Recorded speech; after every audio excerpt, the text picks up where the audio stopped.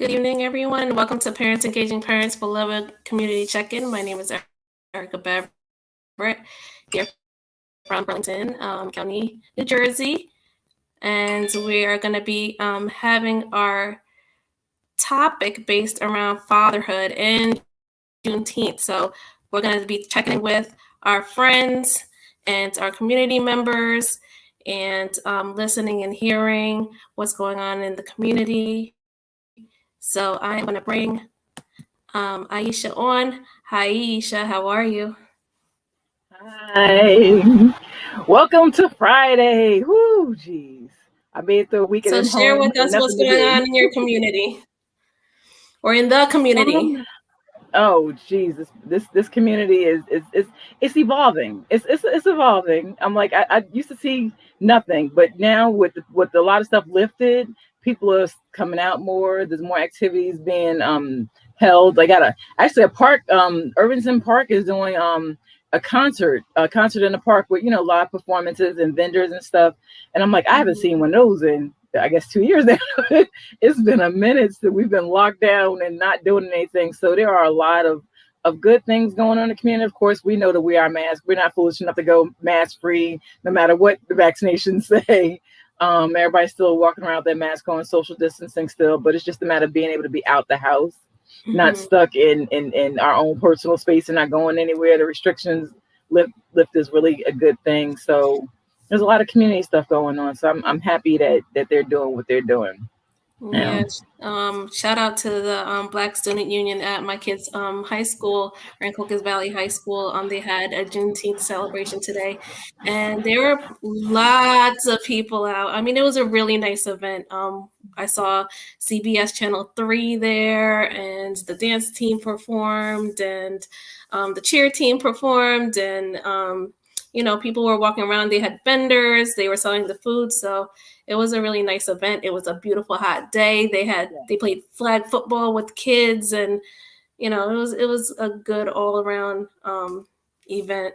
It was nice to see people out, just like you said. Yes, it is good.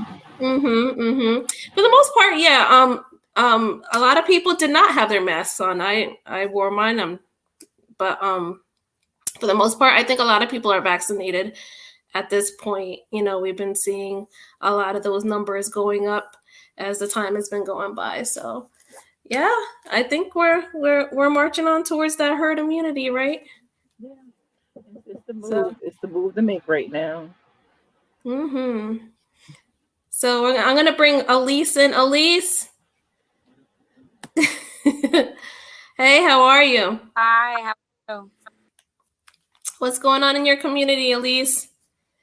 Getting close to the end of the school year, and my truck has been running over for the last 4 weeks. So I've been Wow. to the community.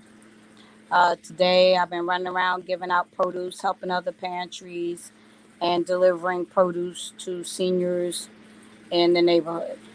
hmm So what did you guys was it produce this week? Uh, Cabbage, lettuce, corn, cucumbers, peppers, potatoes, and cantaloupe Cool, cool, and cool. egg. And where are you usually located? On the corner of Marcy Avenue and Prospect Street. East Orange. I'm Orange. telling you. You're making my mouth water. I'm like, look, I need some cantaloupe, because during the summer I don't eat heavy stuff, so all the fruits and veggies are it for the summer. So you're Mm-hmm. sitting there eating cantaloupe for dinner, like half a cantaloupe, just sitting there scooping it, scooping Mm-hmm. cantaloupe. That is it. Yep. So I will be out tomorrow morning, about 9 o'clock Mm-hmm. on the corner of Marcy and Prospect, Okay. with the Right. U-Haul East truck Orange. in East Orange with the U-Haul truck filled to the hill. I got tuna fish and Chef Boyardee and white pinto beans, Okay. All and right. Well, I loads of food. pick up some more stuff I got cereal and laundry detergent. Mm-hmm. Okay. And I know that well, I know you're on the run, Elise. So we're gonna thank you for sharing what's going on over there in your community, and just wanted to definitely, before we get into our subject matter today, talk about the Atlantic City Unity Day Parade that is going to be happening on Saturday, June 26th, with Councilwoman Latoya Dunstan and her drill team, exclusive drill team. There's going to be loads of vendors out there and other community organizations that are going to be there just to celebrate. And it's going to be a really nice event, because what's so special about this is we're going to be definitely in the community. We're going to be on the streets. We're not going to be on the boardwalk, and that's like the thing that's nearest and dearest to this whole event, is that it's really going to be for the community at hand. So excited for that. It's going to be free, and it's going to be music, and just want to see everybody come out. And you should see the flyers up and down our Facebook page, and we've been sharing it.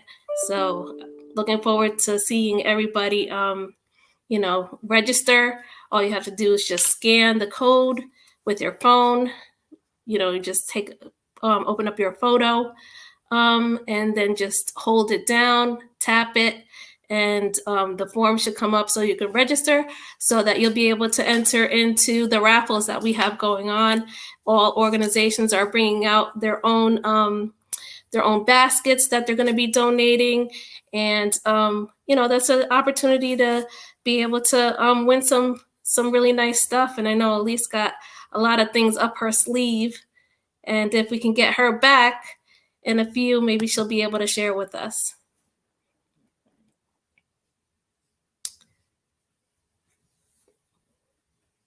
All right. So without further ado, we're going to invite to our panel Executive Director of Parents Engaging Parents, Therese Frazier, and Therese.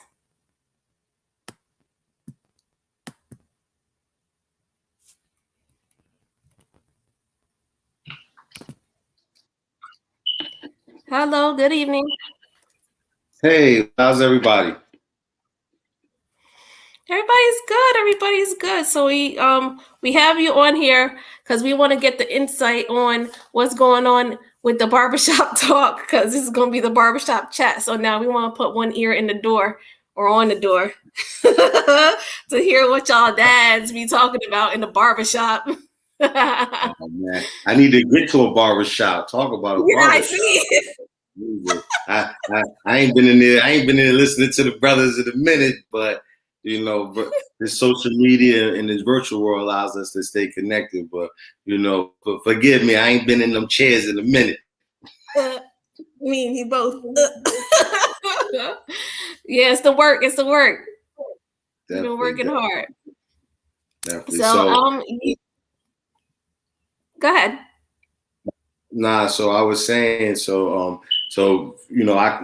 ain't been in a barbershop in a while, but us brothers do stay talking about, the energy around, fatherhood. I know this is what this weekend and this engagement is about. So, I definitely can't be in a barbershop by myself. So definitely I asked my big homie, my cousin, another dad, somebody who, our experiences in life led us to understanding the importance of fatherhood. So I'd like for him to join this conversation, as we have a couple other individuals who are going to be popping in throughout this evening, just engaging, man, and just talking and listening to some of the questions you ladies may have tonight, and just what goes on in a father's head as we celebrate fathers this year, as we celebrate Juneteenth Juneteenth this year as we make this weekend a celebratory weekend. So I want to just introduce my cousin and my brother, Bashir Drayton, live. Where you coming from, man? Let the people know the temperature. We call it temperature. What's going on in your neighborhood? How's things in your life? How's things in your area? Because we're coming out this pandemic. It's still going on, but unfortunately, a lot of things have gone on. So what part of the country you in? What part of the state you in? So talk a little bit to me, Bashir, and welcome. Hello. I'm over here in Atlanta, Georgia. Just coming from picking my son up from daycare, celebrating Father's Day. Nice. Father's Exactly. Day weekend. Yeah, the temperature's hot right now. It's hot. It's straight up, but it's beautiful out here in the country. Out here in Atlanta. But Definitely. I joined. How's it been going on with you during, I know you out there, I see you driving, you moving, I see we don't have a mask on, so I know we just came through almost 18 months of wearing masks and things. So how's it been going on with you and your family, man? Hope everything's been good, but how's the temperature during this pandemic for you and your family? Oh, it's been it's been slow motion, slowly coming out. Atlanta, we practice the 6 feet, but it's been really regular out Exactly. here during the pandemic or whatever. But I've been staying safe myself, been staying in the house. Mm-hmm. You know what I'm saying? Because I got little ones, and I try to not bring nothing back home to them. Mm-hmm. I'm not vaccinated or nothing.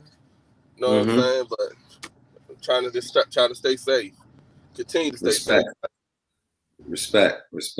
So I know the ladies had, they want to get the bird's eye view of the father's perspective, and I'm really respecting and thanking the ladies for even doing this, because so many years Father's Day and just this weekend, really doesn't get as much celebratory energy. So I'm thanking the ladies for even having this opportunity for fathers to express themselves, and because so many of us are doing this work with partners, or without, so it's important. So I'm gonna let Erica and the ladies, go back into engaging the space with questions and comments. But thank you for joining, my friend.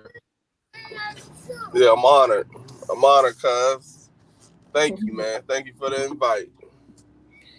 So I heard you just celebrated Father's Day with your little one. So tell us like what that was like, because a lot of dads, like, for a preschool, a lot of dads, they're working, it's hard for them to get to those celebrations. So what was that like for you? Me growing up, being raised by grandparents and aunts and stuff, not really being raised by a father, but my father was in the area. You know what I'm saying?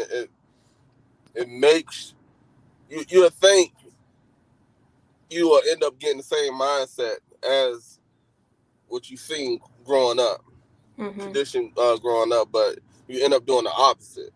And then just growing up in the society we in right now, it's very important, especially as Black men, to be in our father's life. Be in our children's life and teach them, just teach them better. You know what I'm saying? I don't want the world to teach my kids, so I got to teach them myself. So I wanted them to grow up with my mindset or whatever, because I done lived out here already. So, it's an honor. It feels good. Especially I got a 15-year-old and I got a 3-year-old, and sitting there. With my 15-year-old, I was in and out of jail a lot, so I wasn't there in his baby stages. How I am with my young one now. So just looking at him, just being at awe of the quality time I get to spend with him or whatever. You know what I'm saying? So it's not even a one-day Father's Day. I'm a father every day. That's so right. I'm honored to be a father every day. No, I totally appreciate that. Like you, my dad was around, but it was like, and I love him. I love him to pieces. But it wasn't like a daily thing, and that was because of the relationship with my mom. But that's how it is sometimes, and that's okay. Yeah. Yeah, I think that every child would love to have their father around more, and I love that to hear you say that you made it your business pretty much to make sure the best that you can is to not do or give that same experience Repeat the to same your cycle. children. Mm-hmm. Yeah. I mean, it feels good, even in the moments of just being up under him and being around him, watching him grow and become the unique person he's becoming in this world, what God sent him to do. Mm-hmm. So So, what are like some of the like what are some of your fears as far as in raising your young ones today? um, well, that one is they'll get shot out here in these streets, Mm-hmm. by the cops or someone else, and another one is not being here to see them become the person they're supposed to be in this world. Mm-hmm. That's one of my biggest ones. Like I end up, I don't know, leaving early, dying early, or something like that. Mm-hmm. But it's not instilling the mindset that I know that they need inside this world for them to survive in this world Mm-hmm. or thrive in this world. Yeah, that's real. Like that's a that I think that fear is definitely there for us, our Black young men. I know that you know I think that white people don't have that fear. So to hear you say that, like, knowing that we're raising black boys into black men, um, that's real for us. So I appreciate that you shared that with us this evening, and you put it out there, because some people don't have they don't have those fears, they don't have those cares But in the world. Yeah, so that's real. Aisha, do you have any questions for Bashir? Hello, Mr. Bashir. hello. Kudos to the job that you are doing. You got your stuff together. You are definitely an inspiration for other men in this space. I was just talking to my neighbor earlier today about how much of a community advocate I am, and it's hard to get people to do the work that I'm doing unless it actually affects their child that at that moment. So seeing you doing it and seeing like the future of you, the reason why you're doing it, like people don't think far ahead of like how they interact with their children when they're younger, how it affects them, how they grow up. It's like, okay, I'm just raising them until they're 18 and then that's it. But Yeah. no, because how you handle them those 18 years is how they turn out in the world. It's like you gotta understand the connection between raising kids and how they turn out in the long run. So you being there and seeing how your influence is in their life and how important it is for you to be there and be present, not just there, being present and active. It's an amazing situation. I wish I had more people in my immediate situation that felt like you, because it definitely is important. It is really important. It's really important. It's a very humbling experience, know what I'm saying? Because you got to be disciplined every day because they sit there and they watch you. Especially my Oh, my oldest, 15 now, so he's a young man. So he's around the same age where Trayvon Martin got killed at. I mean, got killed.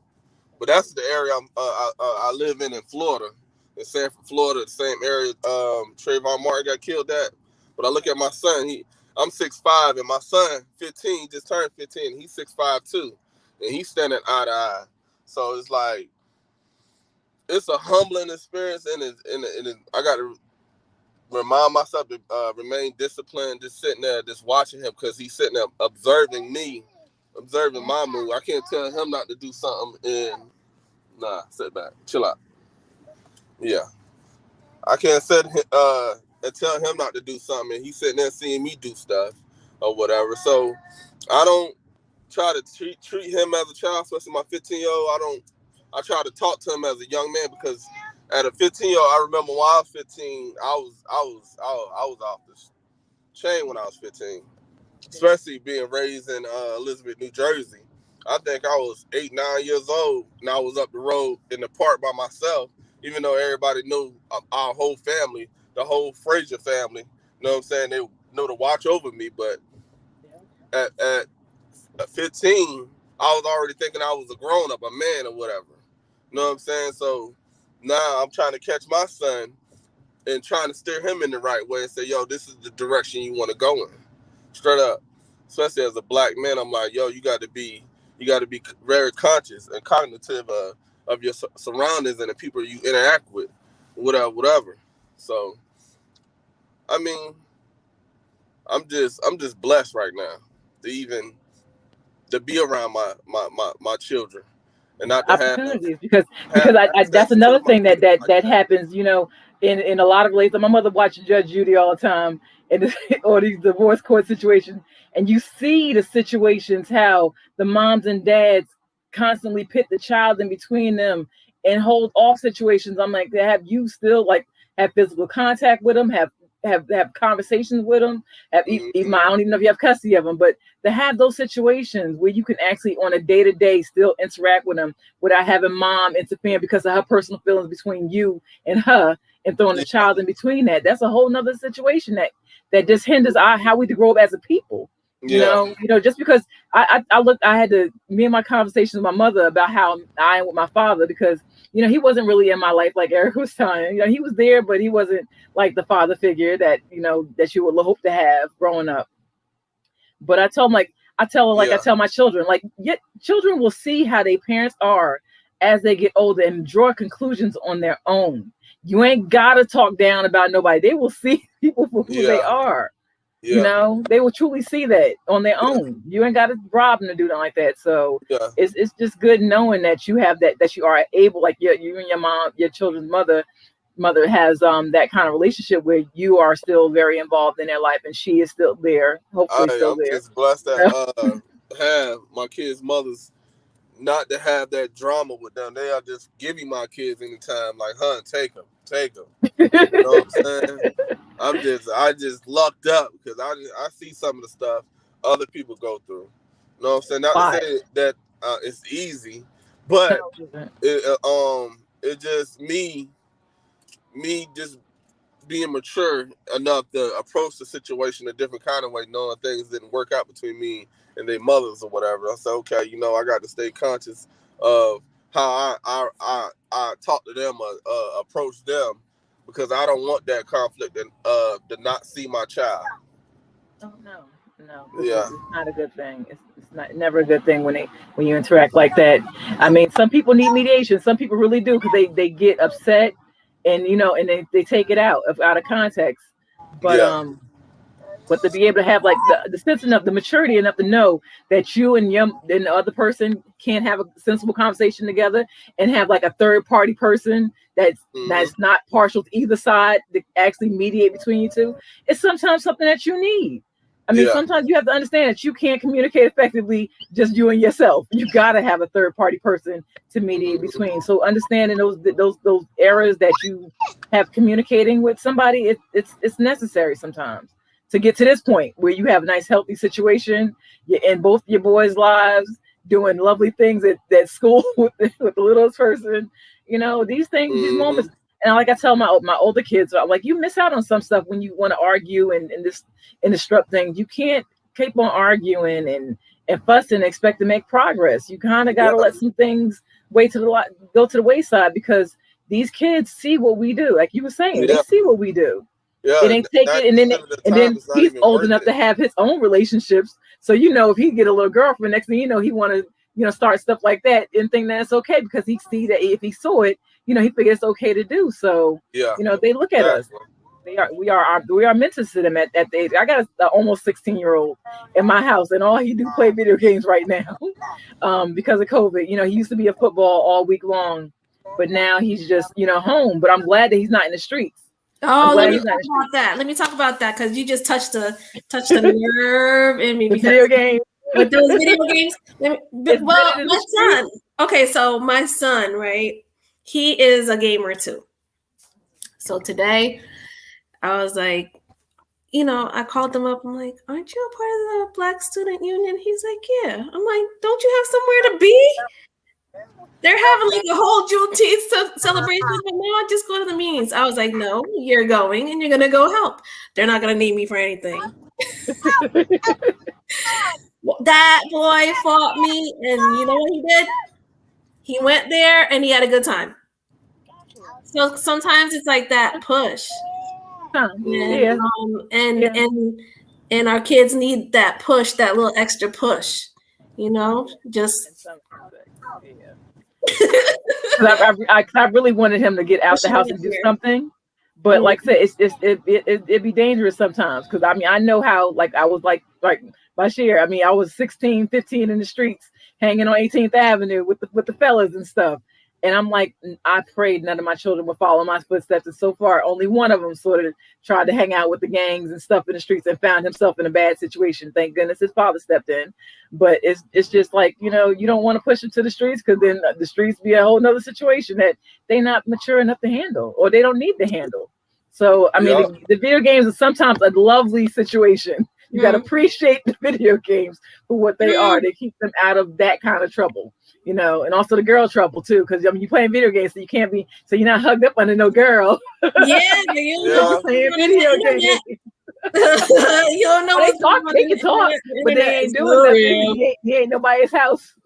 So, virtual is a different world. That's another thing. The virtual engagements, yeah, a whole another world.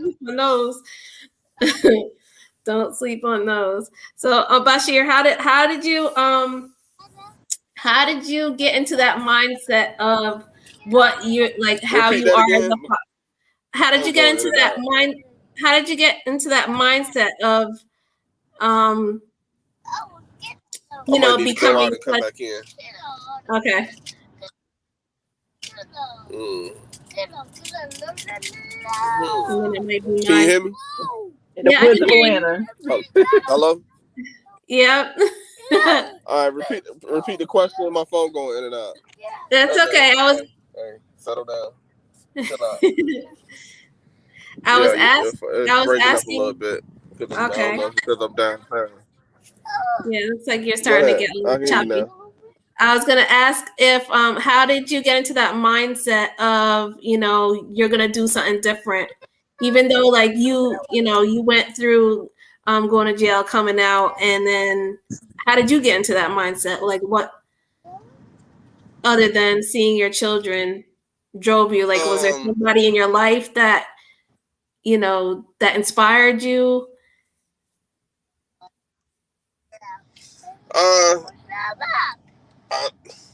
It's just, you go through different stages in life, different chapters, and once I hit that 30 mark, I went on like a 3 years hiatus, like a sabbatical. I took like a spiritual journey, and I was abstinent, didn't drink, didn't smoke or nothing for like 3 years, because I was just searching for like who God was calling me to be. I'm like, who am I? You know what I'm saying? Mm-hmm. So during that time, just reading and studying, I just came up with a different mindset, and I just started approaching a lot of stuff differently. Mm-hmm. And they say that's so important, like spending that time with yourself, really puts you in tune with that level. Yeah. Mm-hmm. Yeah, and then just maturing, like, yo, what do I really want in life? Where I'm really going? Mm-hmm. Just who am I as a Black man? It's everything, and I know what's more important. It's the next generation that's raising these kids. Not even mine. Mm-hmm. I heard you saying like the next generation for raising the kids. My so phone like, went out. No, I hear you. I was saying I heard you say the next generation for raising kids. So I know that we were all raised differently, like from generation to generation. So would you say like what would you say your roles? Would you say your roles are like, more traditional in a sense, like where you feel like you're more in, you're in touch with your feelings, but you're still like that stern, Man, masculine. yeah. You're not the I'm baking cookies for the kids kind of dude, or are you? Because my phone went out again. Oh man, you could bake cookies and still lay down the law though. I don't know the apron in the kitchen. I don't see him doing that. I don't see him doing the apron in the kitchen, baking cookies for the kids. No, you stuck on gender roles. Then you stuck on the gender roles.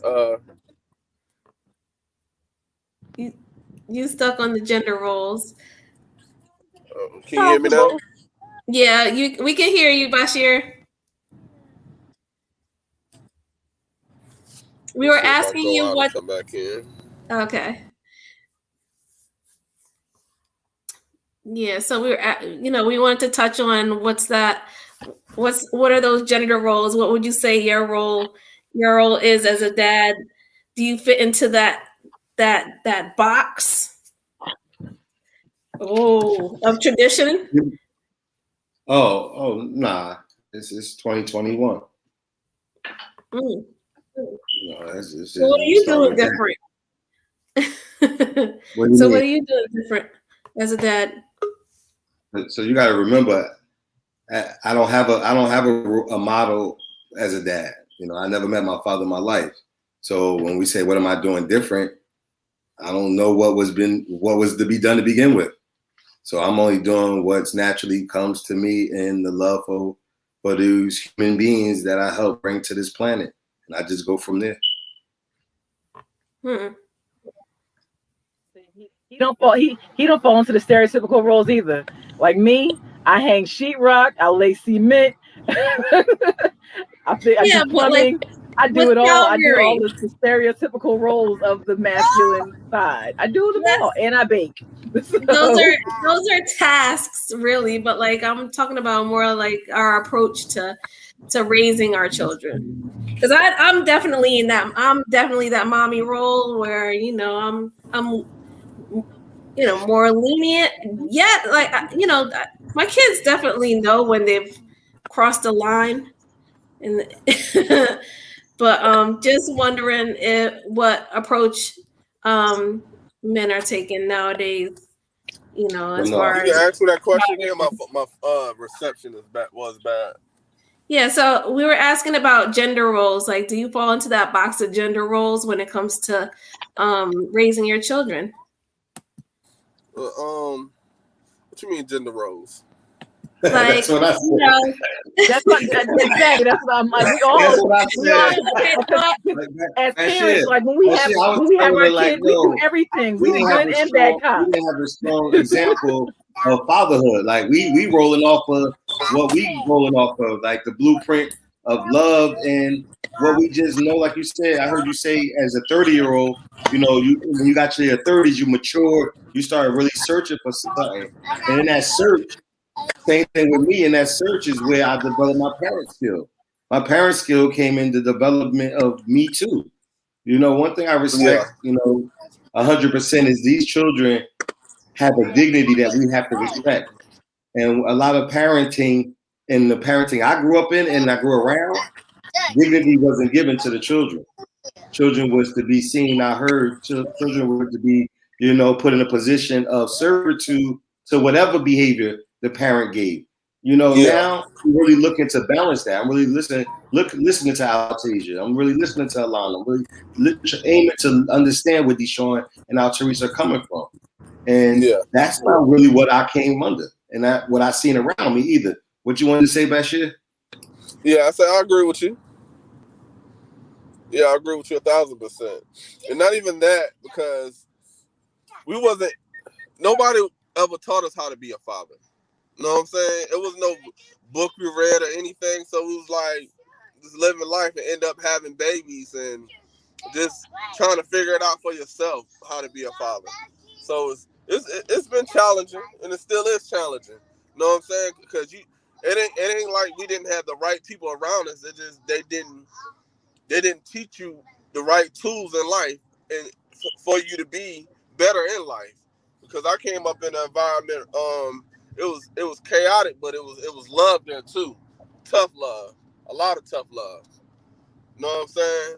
And for my people to be some of them to be so educated, you thought they would have put that on us and gave us the same education. You know what I'm saying? But it didn't. Life taught us, well, especially me. Instead, I know Big Al, but he was disciplined to go out there and get the information himself. He was disciplined to go out there and want to change himself. And I'm proud of Cuz. I never would have thought he would be in the position he in right now. I would have never thought he would be doing parent-teacher conferences and stuff. I'm like, not the Al I know growing up. The Al I know growing up was totally different. He was my big cousin to me. Somebody messed with me, they had to go see Big Al. Straight up. But my cousin was always smart. He played every sport in school or whatever, but it just a different path we just took. But everything worked out good because it evolved us into the men we are right now. And even piggybacking off of that last energy of really paying attention to, like he said, we had examples, but like even if I could make a little sense from my perspective, the examples wasn't consistent. The examples weren't as, intentional of seeing that path that we could have gone through.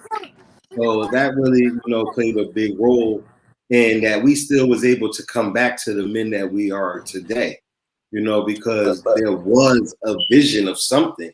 And that's definitely my lived experience. Some people have worse than that. Some people have better than that. But at the end of the day, it's, my perspective of how I got to be able to, engage 5 children who really allowed me to be called dad by them.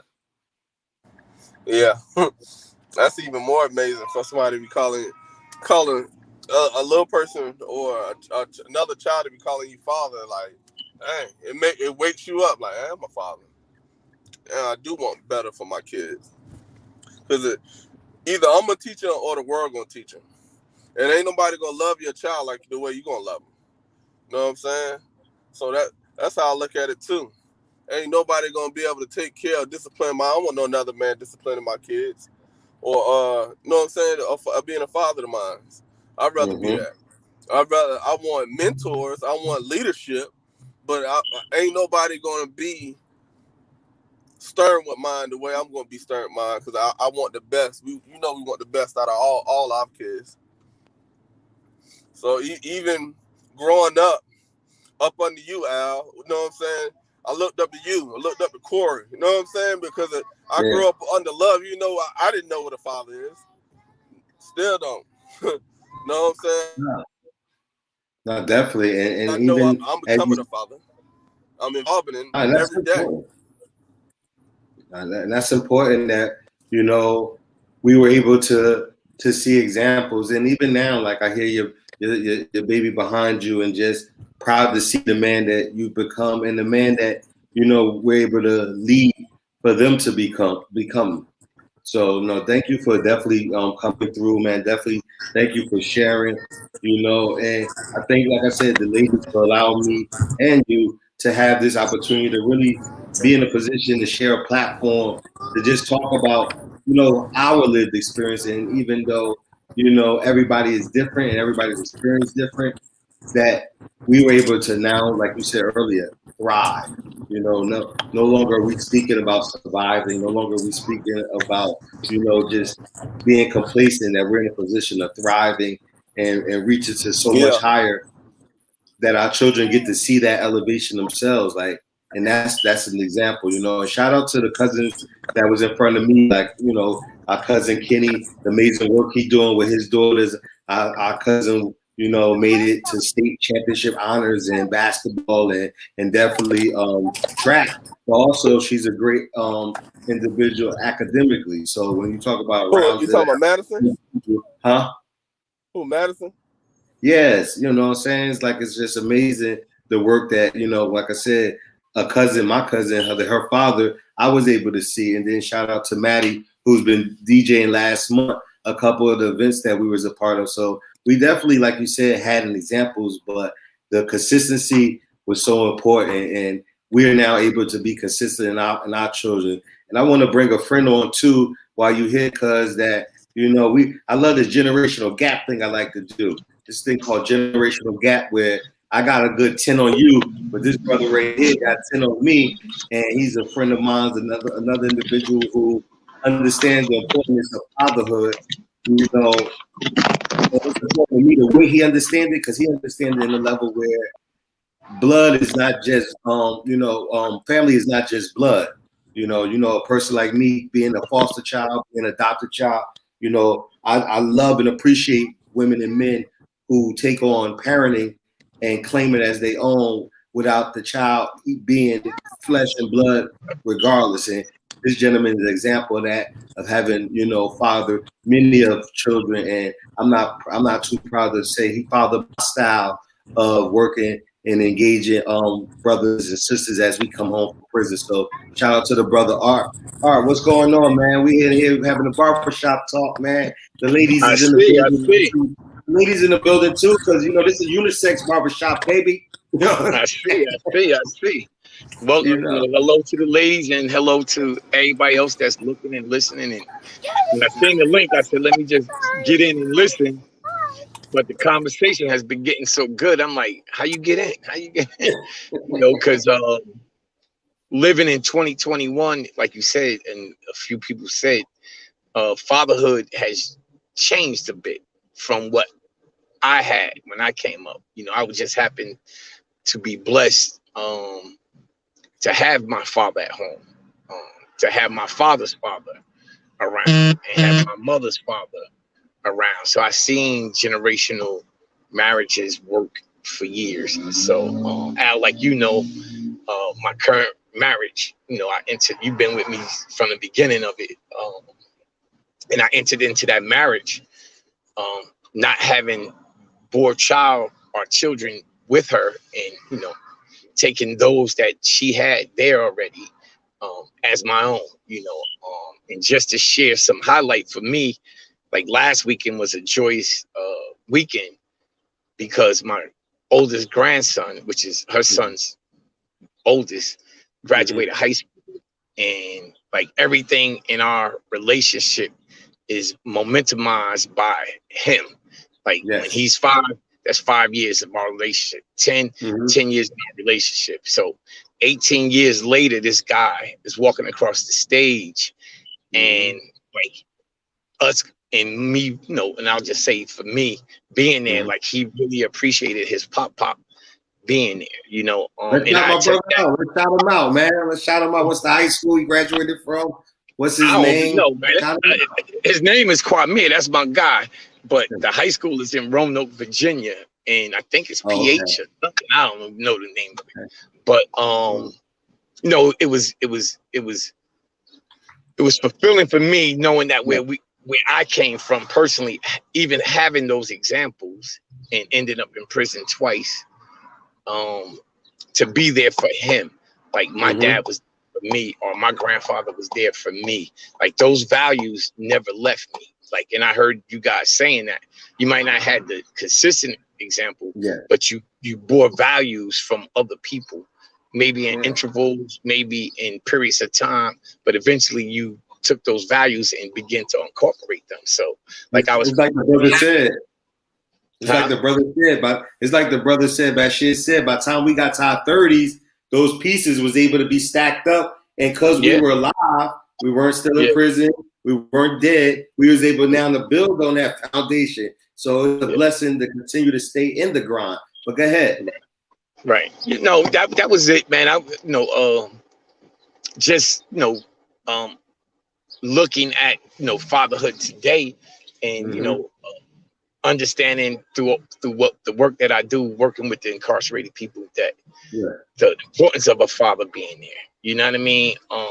The relationships I have with my stepdaughters or daughters, right? Having taken custody of my niece, a year or two after being out of prison, you know what I mean? And having to be forced in that role, those values kicked in. And, last Friday, it kind of, gave me a little, satisfaction to know that like you're incorporating these good values. Like they can't call me a no good black man. They can't say you're not a good guy anymore. Like those stereotypes don't fit me. You know what I mean? And, many of our brothers have the ability to do that. They just need the encouragement, and our children need it. You know what I mean? Coming into this weekend for Father's Day, Juneteenth, and all that. Like Juneteenth is about liberation, like freedom. So, like, let's free ourselves out of that mindset of I have to be this, baby daddy, or she's my baby mama type of thing. Like why can't she be the child of your son or the mother of your daughter? You know what I mean? Like those languages and different things. So, like I'm excited. As long as we're in position, taking on the role of mentorship to, some of these young brothers, man. And Al, we got it. Let's lean on that right there, Art, because that and I knew you was gonna go there because that's really where you at with it. Let's talk about like what do you do, for the black and brown boys that don't have men like you in their lives. And I know the answer, so understand this is for the people watching, the people listening. This is a question from the people. I watched you with the boys for years. I grab them, man. I spend time away from my household if I think the investment is worth it. And in most cases, it is. You know what I mean? Because you never know the outcome. So, like, I'm willing to listen. I'm willing to come get you. I'm willing to, take you. Same thing men in my era coming up did. Even I have to give kudos to the men that taught me the pathway to prison. You know what I mean? The things that they showed us. Because even in that, they was like, I don't want you to do this, but if you got to do it like this. You know what I mean? So, and we took the wrong and ran with it and, learned the hard way. And then now I understand, like, I know what OG was talking about now. You know what I mean? So, like, I just try to, the best I can give what was freely given to me. And it sounds 12-step cliche-ish or whatever, but it's the truth. You know what I mean? It's the truth. Somebody did it for me. So the truth should sound familiar. Like, why can't the truth sound familiar? It should sound real familiar, bro. It should be repetitive because that's how it passes. Right. Talk that truth, baby, for real. Yeah, the concept of pain is man. So shout out to the brother Bashir. I was listening to him, just stay the course, man. Like, the kids value it. You know what I mean? I'm sure you value it. And when we do that, we value ourselves more. So we don't put ourselves in compromising positions anymore. You know what I mean? Like, how I feel about my granddaughter. So, like, ain't no way I'm missing her high school graduation by not being a show up guy. You know what I mean? So, like, that's out. There's no way I'm missing out. I can't even see the heartbreak on her face if I'm not there. You know what I mean? So, like, those are the things that kind of drive me, man. So it's good conversation, brother. Good conversation. Thank you, man. Shout out to my niece. As you see, I'm in the car. I actually pulled over. And I'm just sitting there. And I want a whole bunch of people to pull over when parents engaging parents is engaging, because that's what this platform is for us to have, brothers like you, because even, and I know you wasn't modest, but I love the fact that you just was organic where you didn't even share like who you are, what you do, like the work you like. I was just showing little pebbles of it, but you come on, like over 20 plus years as a director and a guidance for brothers and sisters coming home from incarceration mentally and physically. You yourself graduated from Rutgers, shout out to RU, and RU, baby, that's, I ride it down with the red and black, baby. I know to get your energy up, baby. I know how to push the buttons. I've been doing it for a minute. RU, baby. But nah, man, that's the importance of what you do, man, because you being the director of reentry, at GEO and be formerly community education centers and the work you've done, even as a mentor for the work I'm inspired to do when I make sure that we all got a piece of this pie, you know? Like that's all. Yes. We always used to talk about that at the alumni meetings, man. Like how we have a piece of the pie, and now that we moving in different spectrums, but still moving in the same light, that's going to allow these sectors and spectrums that we involve ourselves in to come together and the synergy to be real. So I always appreciate you and what you bring to the table, and I'm sure I'm gonna bring the ladies back in because I know they ain't gonna let you leave. They got a couple of questions for you, Art. Like I already know. Like, you thought you snuck in and snuck out, but it ain't even about me. Like this ain't my show, this they show. Right. So, hi Art, how are you? Hey, how you doing, sis? So, some of the questions that we have as far as for our barbershop talk, we want to know, where do men go, like, for when it comes to dealing with mental health? Like, some people have like a hobby that they do, or what is it that Black men are doing to deal with mental health issues? I'm glad you said that. So for me, I have several avenues. I have, personal support groups that I go to. I have men that have been in, mentors in my life for over 20 plus years. But recreational, the pandemic, right? So the pandemic hit. Al knows, in spite of having bad knees, bad back, I still try to be athletic or some type of physical activity. So I joined a bike club, and I didn't know so many Black men are into cycling, right? I'm talking about nationally. Like this is huge in the Black community. So I know that those are other outlets that men of color have ventured to, and even if it's just recent as last year, but we date back to the Olympics with a guy named Major Taylor, one of the first Black cyclists to medal in the Olympics, and I'm talking maybe 1800 something. You know what I mean? And these are things that I've learned in this last year, involving myself in the social realm of cycling. So tomorrow, like, there's probably gonna be 3,000 people in Brooklyn, and they're having a bike ride for Juneteenth, and then Sunday there's several Black bike clubs that are cycling on Father's Day, giving the Father's Day ride. So yeah, we have one in Irvington actually. They're yes, doing one on Sunday. Irvington is in having front of one. town hall. Yes.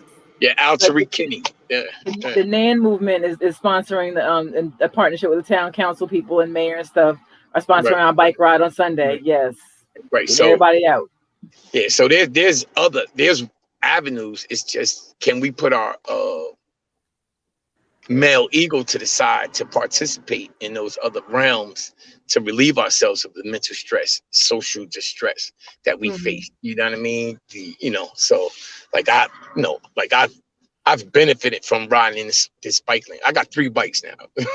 Like, so like, I don't know, I'm obsessive with a lot of stuff. Got too many sneakers, shoes, now I got too many bikes, so too much.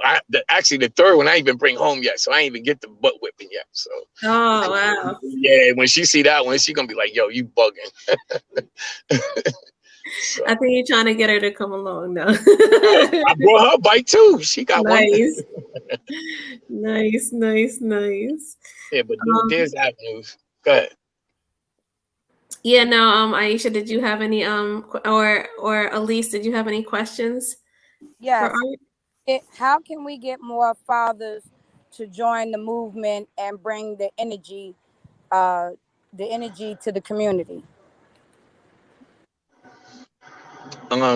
My opinion, put the fire to the foot. We play a role. Those else that's trying to do it are doing it, by hopefully bringing, how they say, get back, you reach back and you bring somebody in. That's one way. Encouraging, that man or that figure in your life that, to empower him to know that he has something to give, because this society is so hard on us that, like, internally we can buy into that faulty belief system that Like ain't nobody gonna listen to me, or they all they do is George Floyd us, et cetera, right? And in some sense, you can't knock that individual for that because it's true, Yes. but it doesn't take away that you still have something of value to give to uplift yourself as well as your community. So, constant encouragement will be another thing I would suggest. Things like that, and inviting more men to things like this so that they can have a voice, because they'll sit dormant holding on to ideals and suggestions or even thoughts and not releasing it. So that too then suppresses the I'm not good enough feeling, I don't measure up feeling, especially in the world of social media where, if you ain't rocking the latest Jordans and pushing the biggest car, people may still think that you haven't reached a plateau in this millennium world now. You know what I mean? Bashir, what are some of the ways that you deal with like I guess mental health issues? Like what do you go to? I know back in the day it used to be the barbershop, right? Mental health issues. How do Yeah.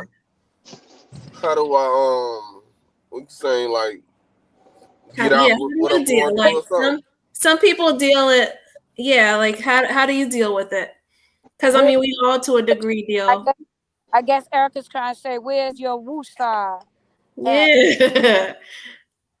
How Well, we go get our hair and nails done, that's our woosah. We go get a massage, that's our woosah. What is the father's woosah from all this trauma that's going on? I have a strong circle around me. I have people that's not gonna be biased towards me. They're neutral. They're gonna they're gonna feed me spiritually, mentally, physically. You know what I'm saying?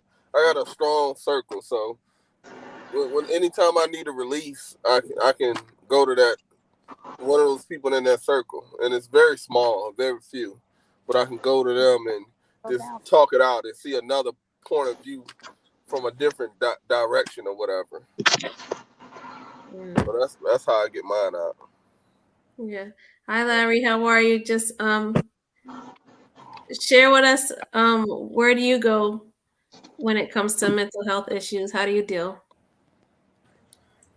And just recently getting back on my bike. I have been off my bike for about a little over 5.5 years, doing any kind of riding. But I have always felt better when I go out and ride, especially on a Sunday club ride. And then when I, go out there, no matter how I perform, the rest of it was always so easier. So I learned to exercise and laughter help producing they call it endorphins, and just how I deal with any kind of real like mental stress. I wouldn't say illness right now because I have cancer. So I know myself. I do know when I have stress, and I ride my bike or something, and listen to some music. Yeah, I know you're kind of going a little bit in and out, but I heard that you're leaning on cycling and exercising to alleviate your mental stress. Yeah. Yeah. Yeah. My microphone. Yeah, we're having a little bit of difficulty. I'm gonna just let you get that together, and then we'll bring you back in. Yeah, so Elise had also touched on, and we didn't hear from you, Bashir, on this. Elise had touched on how do we get more males or men involved in community work. In community work? Yeah.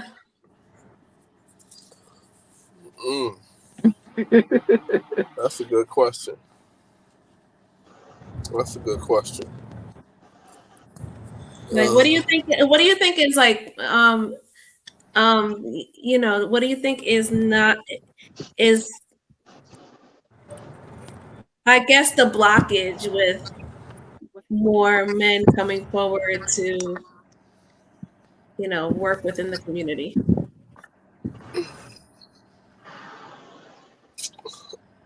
Well, It's there's so many blockages, and one of them is the church. Church is not giving the right message. Hmm. Yeah. So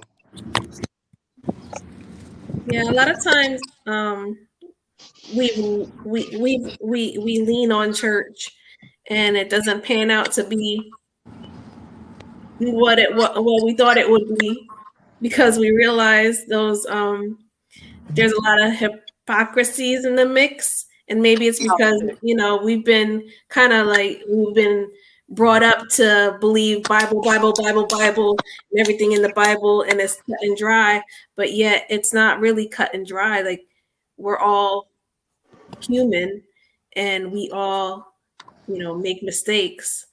So I definitely see that as a drive for people to kind of like look away from church. I definitely see that. How about you, Art? What are your feelings on church as far as the community and being involved? well, like I had mentioned, the encouragement that individuals do have something to give to the community, right? Because when you say community, the broader picture of the community is society overall, right? That oversees the community, and that picture of the black home, the black male, the black father isn't always a good picture. So you see something, right? It's called self-fulfilling prophecy. Mhm. You begin to hear something, see something that's negative about you, you begin to believe that's who I am. You know what I mean? It becomes okay to, like I said, be labeled and accept the baby daddy role, right? I'm working in happy houses, and it's like a badge. But yeah, I got like 5 baby mamas. Like, you know what I mean? Like, are you a father to those kids?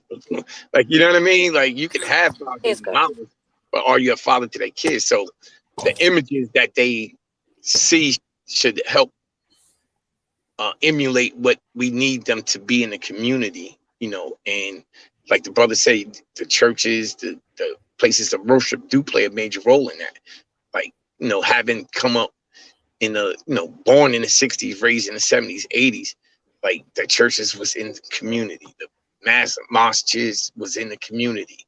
You know what I mean? You've seen the brothers walking and, encouraging in their way of enlightening individuals to certain things. So like it's more about action. So that's why I had started before with the fire to the foot, like we need to push something needs to happen of where action is in place, and it starts, I think, with internally encouraging the men that, in spite of, if you've gone to prison, if you don't have a college education, that you still are valued in the community. Because if I look at my upbringing, it wasn't a whole lot of college educated men Mm. around me. My father was a blue collar guy. You know what I mean? My grandfather was a blue collar guy. Both of them. My grandfather from down south farmed all his life. You know what I mean? So it wasn't about education. It was about the substance of manhood and what he poured into his offspring that then poured it into us. So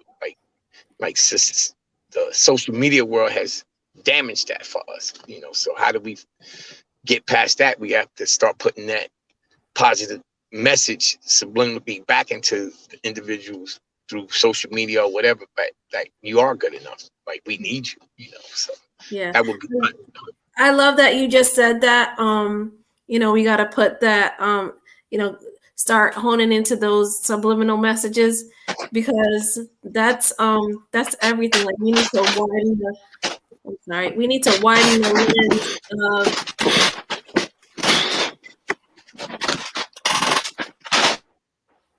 We need to widen the lens of what Black families and Black men um rearing their children, what that looks like, right? It's not just so one-sided. And we've been fed that for how long? Forever. Because that's what that's what the world wanted for us. That's Mm-hmm. what white society And wanted that's for the us. picture they wanted to paint that picture.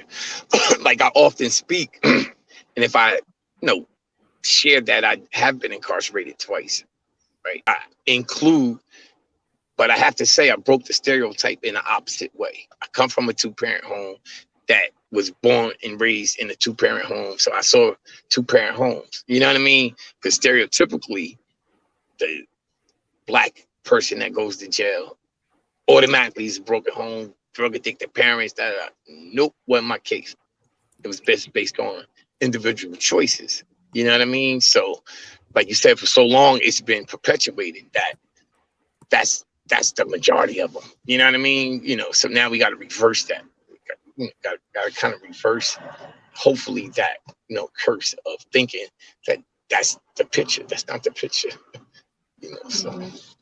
Yeah, that's not everybody's experience. Like Right. that, and Aisha, you mentioned those shows with the I guess those divorce court shows or whatever, and I cringe. They make it worse. They make it look worse in the cringe world. because I can't watch that stuff because No. It make us look so bad. It make us.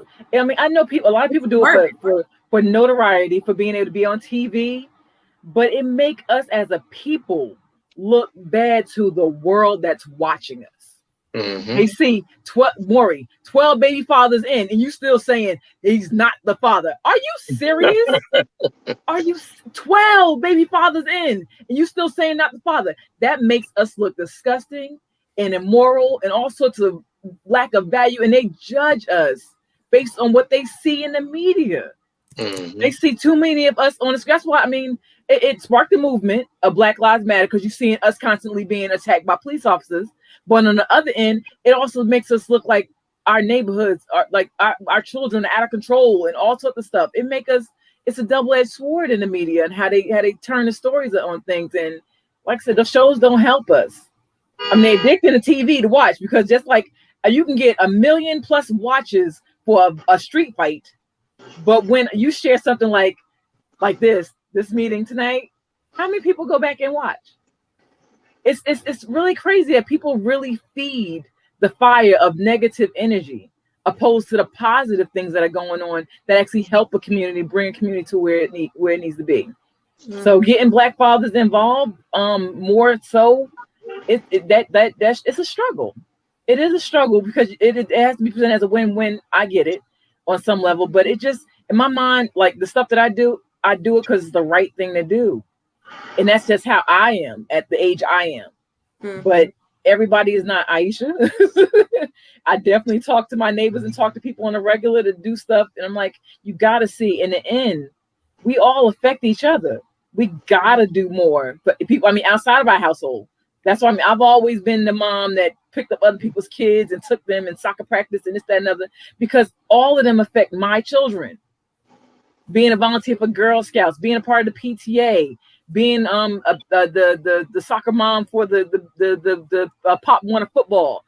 I gotta be a part of these kids' life on some level because they affect my kids. They interact with my kids, and they all grown up together. So they changing the world together. So I need to be a part of that, to nurture that, to be their village of that.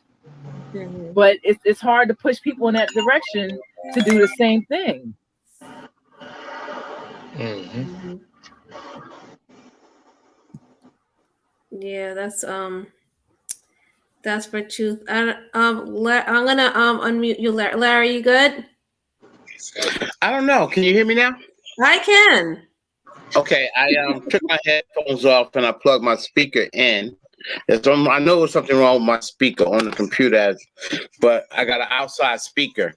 Mm-hmm. And to address the questions or the topic right now, when I first got the information about the bike ride that the mayor's having, he built it as a community bike ride. Mm-hmm.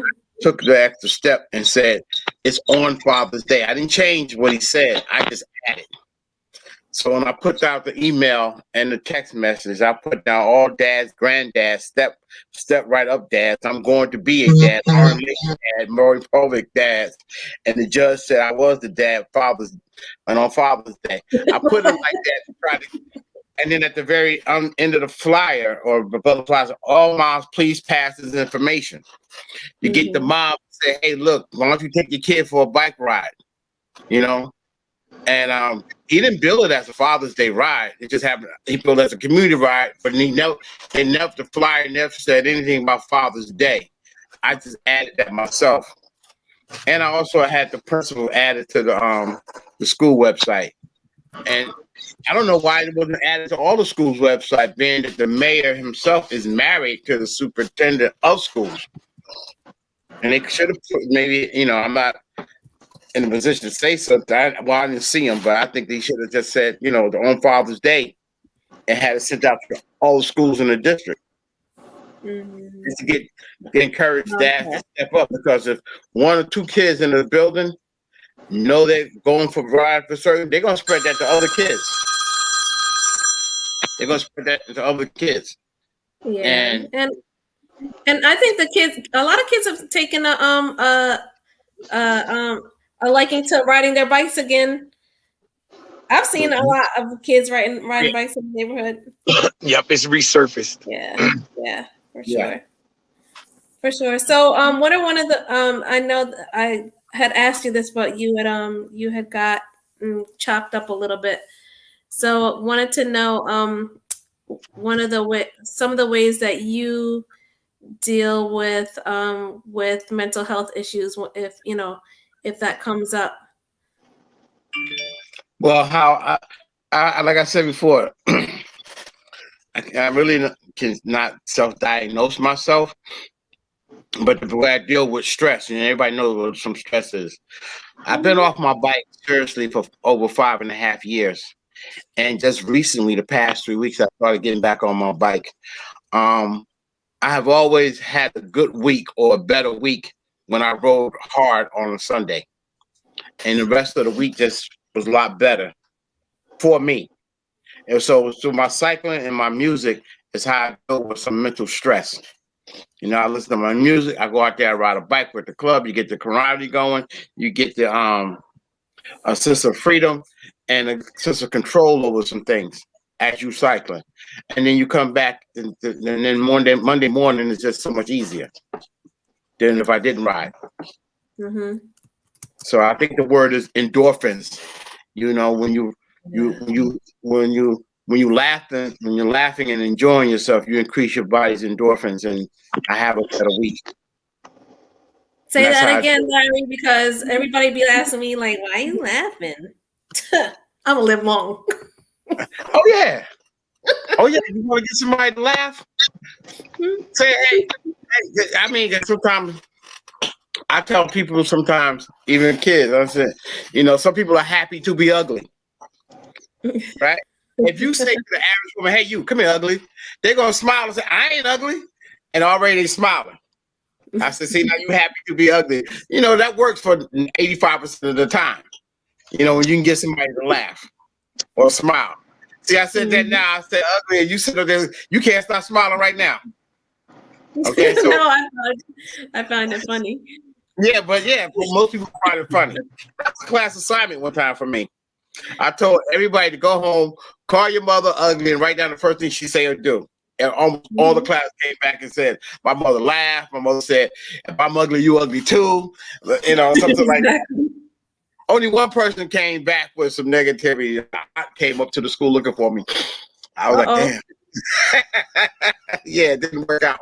But that's out of 4 classes, only one person was negative, so it worked. So I think that laughter and try to take light of some things and working out a little bit, whatever your pleasure may be. If it's going to be some people like walking in the park. I see some people now over there in Branchbrook Park. I start going out to Branchbrook Park on Wednesdays at 6:30 and do laps in the park. And I see some people are very happy over. They got a dog. I didn't even realize they had a dog park. And some people are Oh, happy yeah? just walking their dogs, yeah, and having their dogs running back and forth with the other dogs. Mm-hmm. Like that. Yeah. So, that's how I deal with, I only been to see a therapist one time. And that was because I had an infraction with the law and they had me go up there. And it was pretty cool, that was it. But that was over 30 years ago. Mm-hmm. Now, you know what? You know, so a lot of times we don't have a lot of a lot of Black men don't feel comfortable with going to therapists. So what do you think that well, drawback is? given the history of how we treated, I remember several months ago they had on CNN on how Black people was having difficulties in getting the virus, the vaccine. Okay, and I was sitting there telling the guy about this here. He was from Kenya. So I pulled up and printed out the Tuskegee experiment to him, and I showed it to him. And he had no clue about this. And I said, yeah, that Tuskegee went up to until 1970. I was around in 1970. Matter of fact, I moved to Irvington Monday, July 6, 1970. I remember the day I moved. All right. Mm-hmm. So he was so shocked that this is just recent. I said, yeah. I said, there's other situations, like why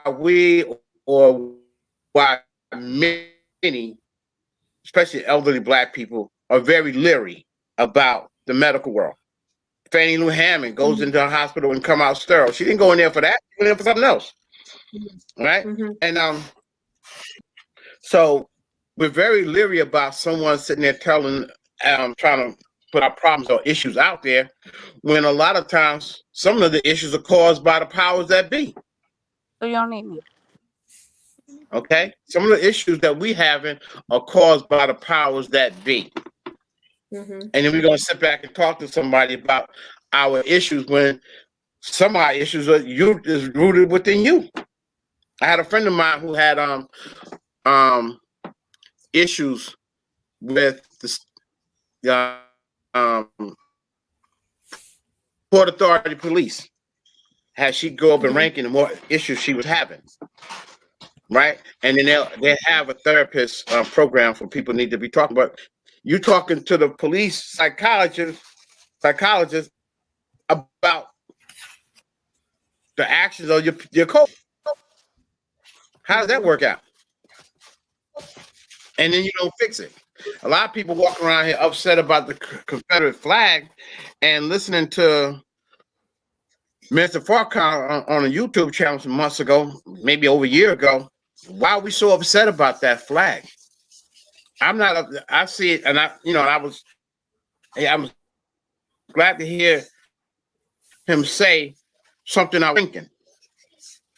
Okay, we can be upset with the flag, but the red, white, and blue flag is the flag that actually failed us. Okay, because if we was United States of America, let's keep this in mind. I have a few relatives that was born and raised in Germany. I have friends that lived in Germany, and cousins that actually went and stationed in Germany. And you ask them, you don't see no Nazi flags on those state or government buildings. You can fly it on your car if you want to, wear it on your head as a head rag, but you don't see that here. You're over there in Germany, but you can. Another cousin of mine is a truck driver. You see more Confederate flags in the state of Virginia and South Carolina, and some of these flags are so big they can cover the Chrysler building, the side of the Chrysler building. So what flag really failed us? Because and after thinking like that, I got more respect for them, even though I don't agree with them. It's the flag that we supposed to salute the flag to as a state mandate. You're supposed to stand and salute the flag, not salute. You stand on flag salute, not necessarily salute. That's the flag that failed us. Yeah. And then you go and talk to somebody about issues. What issue you going to talk to them? And then a lot of black men see the contradiction in that. Even in church, I have heard somebody, the brother say that the church is not giving the right message. It's giving mixed message to me. I agree with him on some of that. I make cameos in church. I don't go on a regular. I'm a Sunday school dropout. I dropped out a long time ago. But I remember the one time I usually go on Father's Day down in Metropolitan just to listen to what Al Sharpton got to say. I might pop in on the Sunday around Christmas, and I haven't did that in a while. Okay, and Easter. I went in there on Easter because it was sunrise service, 6 o'clock in the morning. I'm like James Brown. I like to hit it and quit. You know, I won't be in there all day. Just get up early, get it done with. They had sunrise service, 6 o'clock in the morning, and the minister was talking, and he said something to the fact that when they buried Jesus behind the rock and the women there, then he said it was the women were there. And the next sentence he said was something to the like, well, the men had gave up on Jesus and they was gone. Really? Now, why would you say that? So now now you talking to the women. We gave up on them. That's a mixed message. And I started to say something. I'm like, you, but I'm supposed to be a guest there. So I said, but that right there was like, that was a mixed message. So how you gonna tell us we gave up? That's a mixed message. And a lot of times guys hear that and then they don't show up.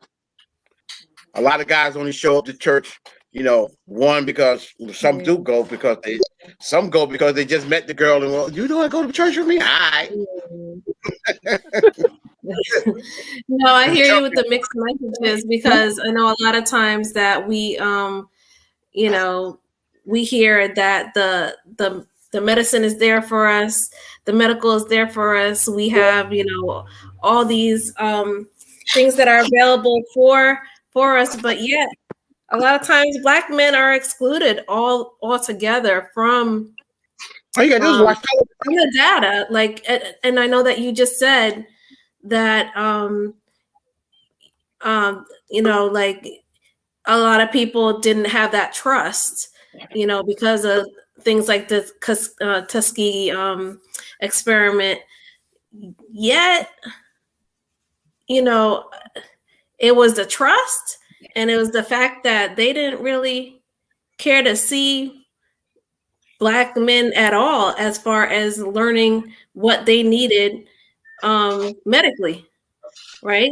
Or Black people at all for what they needed medically. Like, none of the research was done in Black communities at all. So how do you feel about that? Well, like Do you think that's real, or you think it's more the mistrust? Say that statement again. Come on with that question again. No, do you feel that America has excluded Black people and Black men in particular from you know, research as far as in medicine? Well, I rarely go on feelings. Rarely. I usually go and come up with my own opinion. Okay, so what's your opinion? Well, we all left out. Watch television. Watch the television. Watch the watch television commercials. Right? We're left out. I mean, you very rarely see a commercial where a positive Black father. I remember one time they had a commercial where the girl was out there, the guy was out there doing a cheerleading routine with his daughter. Okay, then said something about child support. See, child support is more than just payment.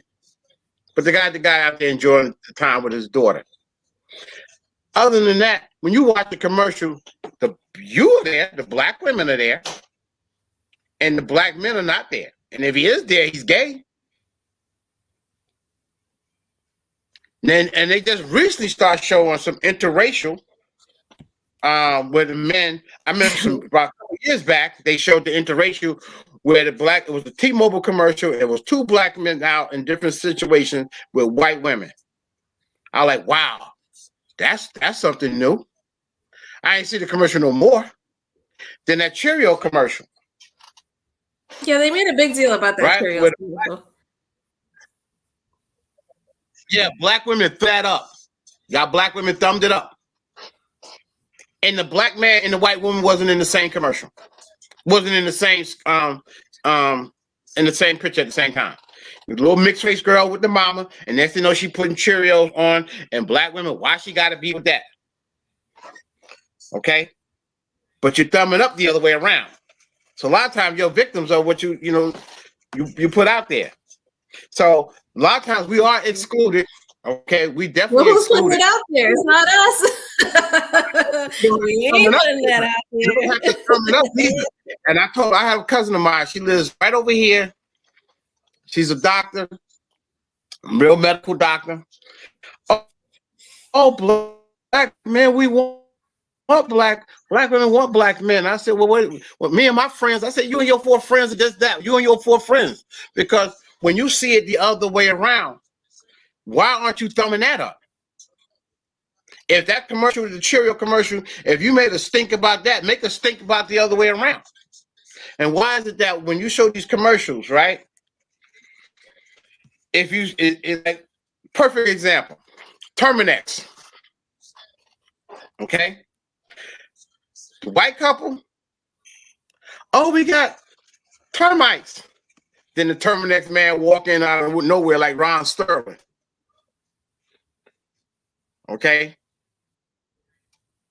But with the black couple, they see some termite and the whole deck falls apart. They falling off the I don't know if you remember that commercial. I remember it. They falling off the deck and the whole 9 yards. If they show us together, we always struggling. But if you show the black woman with the white guy, the kids are jumping in the pool, la la la la la. But the black man, if you do it, oh, he didn't pay the taxes, he didn't have enough, didn't do the health insurance or something like that. There. So if we excluded or we're not doing well or something of that matter, yes, we are excluded all the time, or we gay. Period. Yeah. So yes, all you gotta do is watch the commercial. I don't have to go on feelings. We can sit right down and just flip through the channels for about an hour, and there you go, there you go, there you go, there you go. And y'all, and the black woman's love interest is always the white guy. Y'all always smile with him. Y'all ain't thumbing that down. So you can't say we put it up there. There you go. No, who put it up there? Come on, Larry. Who puts that stuff up there? Who's in charge of those ad agencies? Yeah. We don't own none of those radio stations. My We black don't own the ad agencies, Larry. Excuse me, hello. I'm gonna shut it down in a minute, and I'm gonna get up out of here if I can't finish talking. You do not call in and say or write in and say, hey, why is that my black sister gotta be smarter than some geeky white boy? You don't say that. And it's more y'all than it is us. Thank you. It's all humming. But meanwhile, vice versa. Type in the responses. What's going on vice versa? Oh, you want a response now? Well, I don't have the answer to your question. Earlier, what I do know is that we're not in charge of putting those ads out there. It's not black men, it's not black women that are in charge of those agencies. Everybody here know you ain't in charge of it, but you ain't thumbing it down. Hello. Okay, so Larry, what do you suggest our steps are to prevent or to combat that?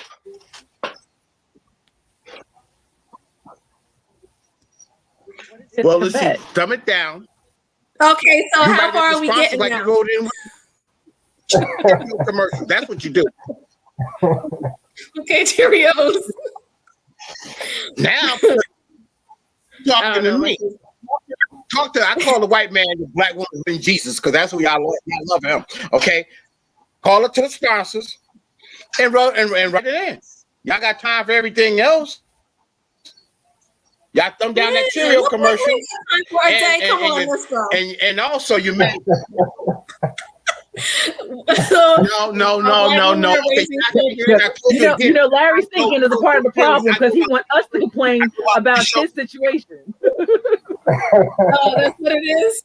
No, that might. Excuse me. Did you hear what she just said? You genuinely seem concerned about these commercials, but yet did you call any radio station? Did you call any television network? Did you say anything and boycott anything? This is on your, these cereals are on your mind. Oh yeah. But Larry sells admissions that his family is biracial. My grandma. Excuse me. Hello. 12 years ago. We're here. Are you there? House. Okay. Now let me ask you this something, Erica. How many sons you have? One. One son. Your son's not in the commercial. No, he's not. We got to create our own commercials, man. Yeah, that's right. That's the thing. We gotta. You're right. We gotta create our own commercial. We gotta get our own. And you're right. Okay. Let me get back to that commercial thing. Why we're not in it and why. Police and how they portray us. We got to control it ourselves.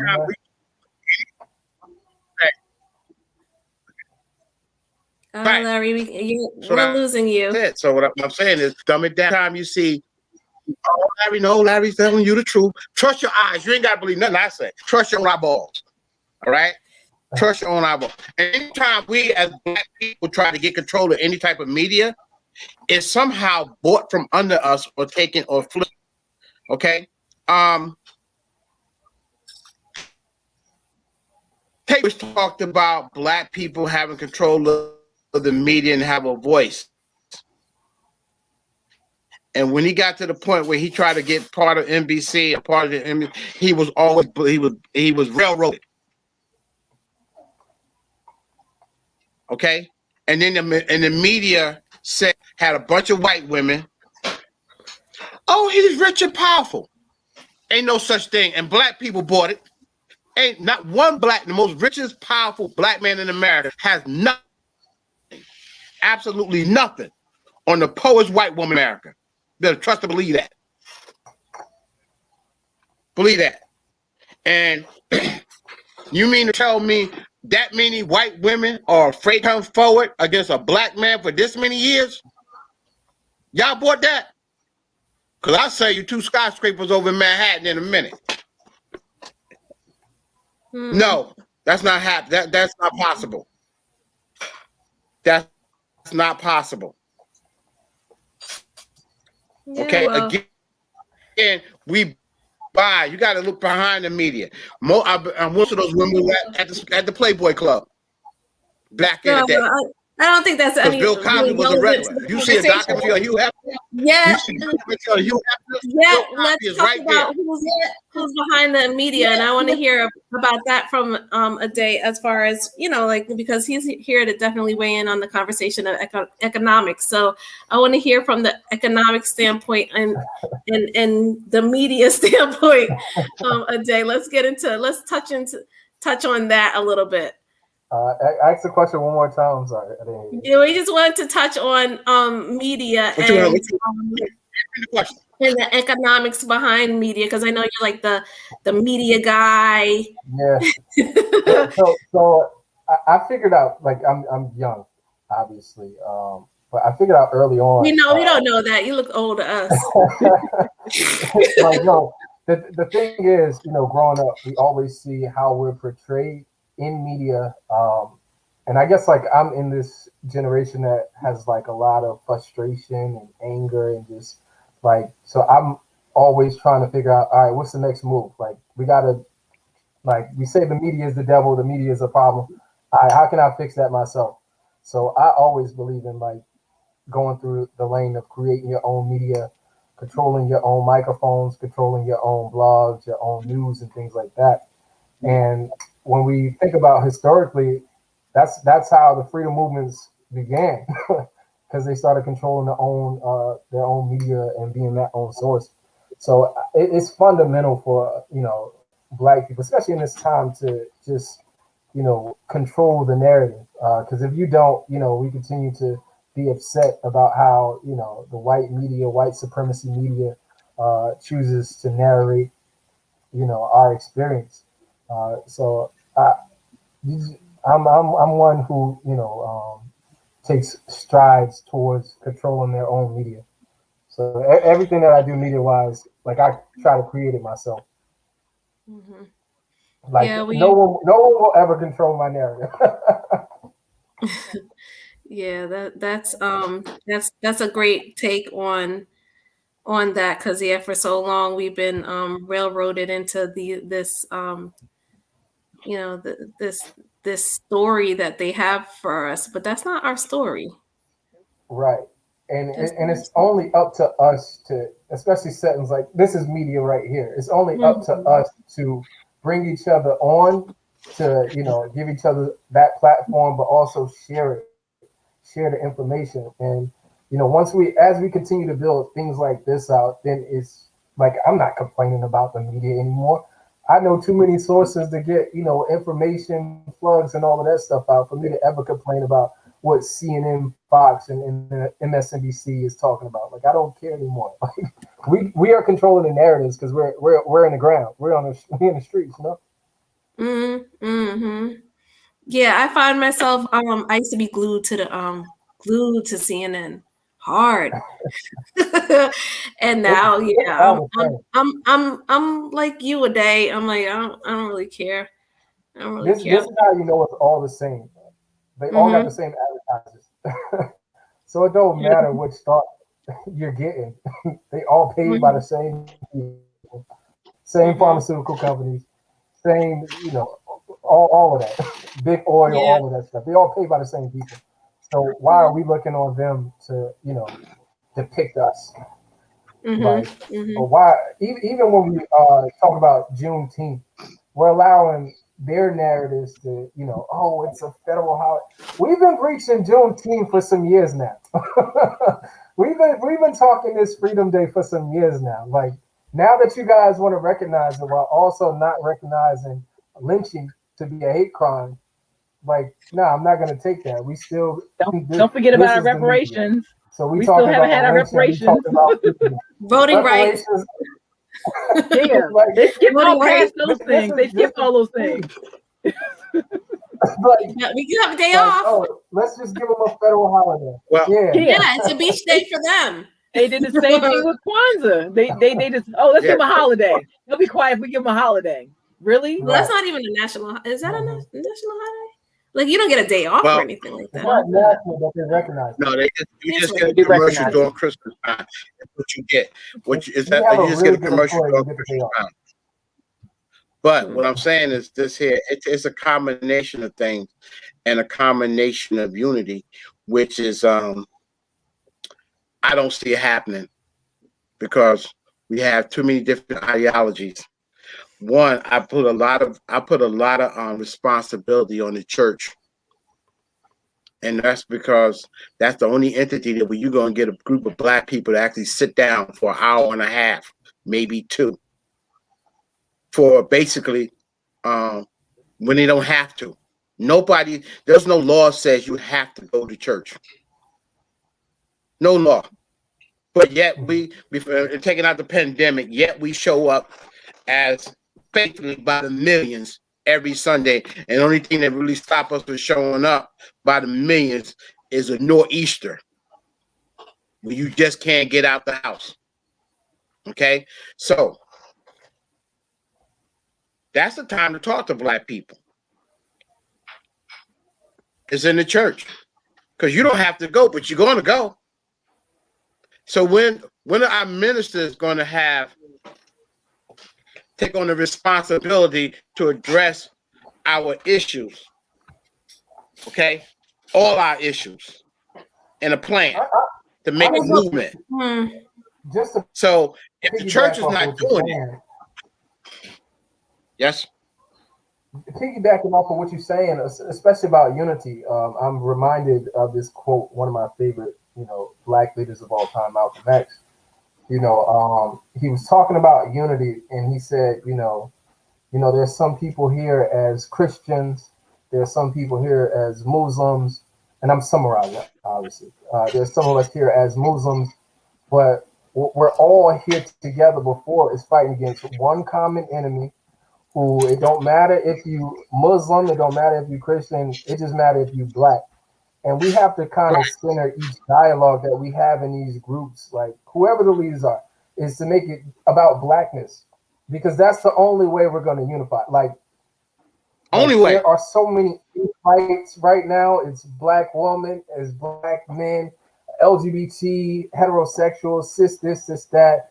You got black people fighting with Caribbeans, Africans, all of these things, but yet we're forgetting that we are all united in this melanin right here. it's just simple, because we have that in common. I wouldn't say we're united. Yeah, no, but we have to find ways to bridge that gap where it's more about the melanin that we all share versus if you're Christian and I'm Muslim, because that don't matter at the end of the day. it don't matter, because white supremacy don't. And when I say the church, I'm really saying the house of prayer. Okay, but I'm just knowing that the church is the biggest entity in the black neighborhood. All houses. So, if you can get your ministers to get on board, let's take the largest. If you take the 3 largest black churches in Newark alone, and the ministers and the head of those churches all get together on one issue, the smaller churches emulate the larger churches, and that will be a start. Then you have to also stop being the people in the school system. A lot of them want to stick to just the curriculum that somebody else made for you, and scared to talk about something and deviate a little bit from the subject. Well, we have to say why, and that's because of white supremacy. It's that simple. Of course. It's that ingrained that we have to call it out every time. Each and every chance I get. But if you can't, it doesn't make no sense for you to have large school districts with black superintendents, okay, majority black principals, and yet we don't deviate a little bit from that curriculum to teach something about being black in America. It shouldn't be come down to February. It shouldn't come down to just February. Well, this is the kicker. I grew up in Newark. I didn't go to high school in Newark, but I grew up in Newark. I had a lot of friends go to Malcolm X Shabazz High School. When I asked them if they learned anything relevant to who the building is named after, it's never been they don't have anything for me. So that's speaking on what you're talking about right now. That's what I'm talking about. Exactly. Is what I'm talking about. Okay? You don't know nothing? Right. And that's sad. You walk in there freshman year and you walk out senior year and you didn't know next to nothing. George Washington about the man who's on the building. Right. That's exactly what I'm talking about. Okay? And when you have these movies, I show a movie here and there, and then I tell my students all the time that when you watch a movie about black people, it should inspire you to do the research to separate what is fiction and what is Hollywood. Okay? Some things are Hollywood. Okay? And then if you go do the research, you learn a lot more on your own. But a lot of people don't tell kids that or try to teach that. They just think it's a feel-good movie. Like, you take that movie Hidden Figures. Okay? With a black man, where the black men at in that movie? And that one part where he goes and takes the colored sign down for the bathroom, that didn't happen in real life. That was to make you feel good that there's some nice white people out there. That didn't happen. One of the ladies that was alive that when they made the movie said that didn't happen at all.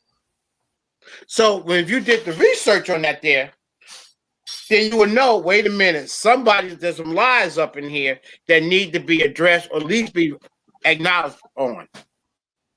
What happened to everybody else? It's just me and you, Mr. Kelly. I don't see their pictures here.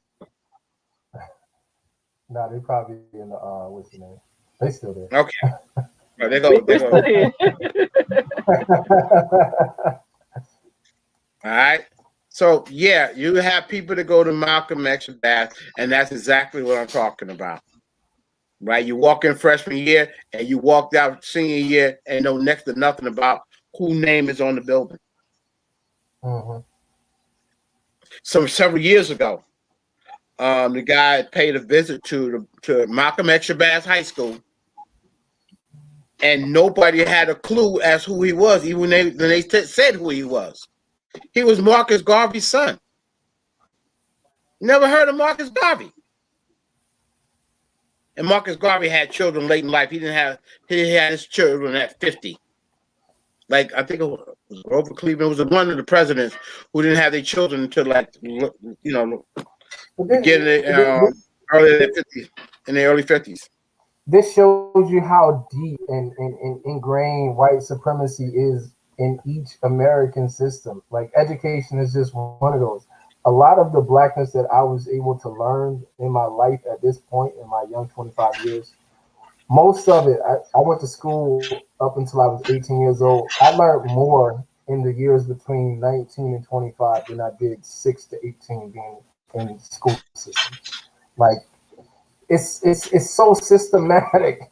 Like, in each avenue, we can go from education to economics, voting, this and that. And at the end of the day, you know, we have to start bridging these generations. Well, yeah, like I said, that's one of the things I want to do as well. Like, I'm on with you. We from two different generations, but the more we have these conversations, the more we bridge that gap.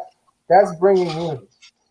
Because now now one of your friends might connect with one of my friends off of the strength of this conversation, and now they can no longer say, "Oh, these generations are beefing," or if your friend is a black woman and I have another black male friend, now we're bridging black men and black women, and it goes on and on like that. I just appreciate being on with you, honestly, brother, as we bridge these gaps right now, as we unify each other, because people have to see it. Like, as much as, you know, our ancestors leaned on faith, it was a lot of them who had to see it. I have to see, you know, that relative get free, send me a message back down to the South that they made it for me to say, oh yeah, this is it. Now I can go. Now it's my shot. So a lot of us is seeing, and in these spaces, this is the seeing for a lot of people, and this is the unity. This is how we go. It's a combination of things, right? Like I said, it's a combination of what's going to bring or what can bring us together. That has to be consistent, though. It has to be consistent. Okay, we have to start out at the church, in the school, and then the economics of it all. The economic part. Excuse me. No, I was sharing with my neighbor earlier today about how, I mean, it's a lot of great information out here, the storytelling and several different resources and stuff. But unfortunately, in 2021, a lot of people don't like to read anymore. They want it to come out in a movie version, or they want the media to spin their story of it and then interpret from what the media put out there as what was right and wrong. And I'm like, to get the people to understand and see where it's going or what need to happen, I'm like, you have to do like even documentaries are too much for people to really pay attention to. So like, what is it going to take to get people to get the education about all this history, put it together, and actually light bulb come on, this is what we need to change and move on. But you know what? You're absolutely right on that about the media, because a lot of people don't like to read. And this is what I mean by when you show a movie like Hidden Figures or Malcolm X, and then even I had a girl come to me crying a couple years ago about, she had tears in her eyes, and she said, "Did you hear what Kanye West said about slavery being a choice?" And I said, I didn't hear it. I said, I didn't hear it. I said, I tell you what, I go home tonight, I see if I can find it on YouTube, and I will address the issue that if I can. I went home, I watched what he said. I watched what he said, shout out to Barnes and Nobles, and bought the DVD, Birth of a Nation. And I showed her Birth of a Nation, and I talked about Gabriel Prosser and a few other Black people. And I said, I don't know exactly what he meant because I don't know Kanye, but I kind of understood what he's saying. He said it had to be a choice. It might not have been everybody's choice, but the choice some people made affected all of us. Because that kid went back and told.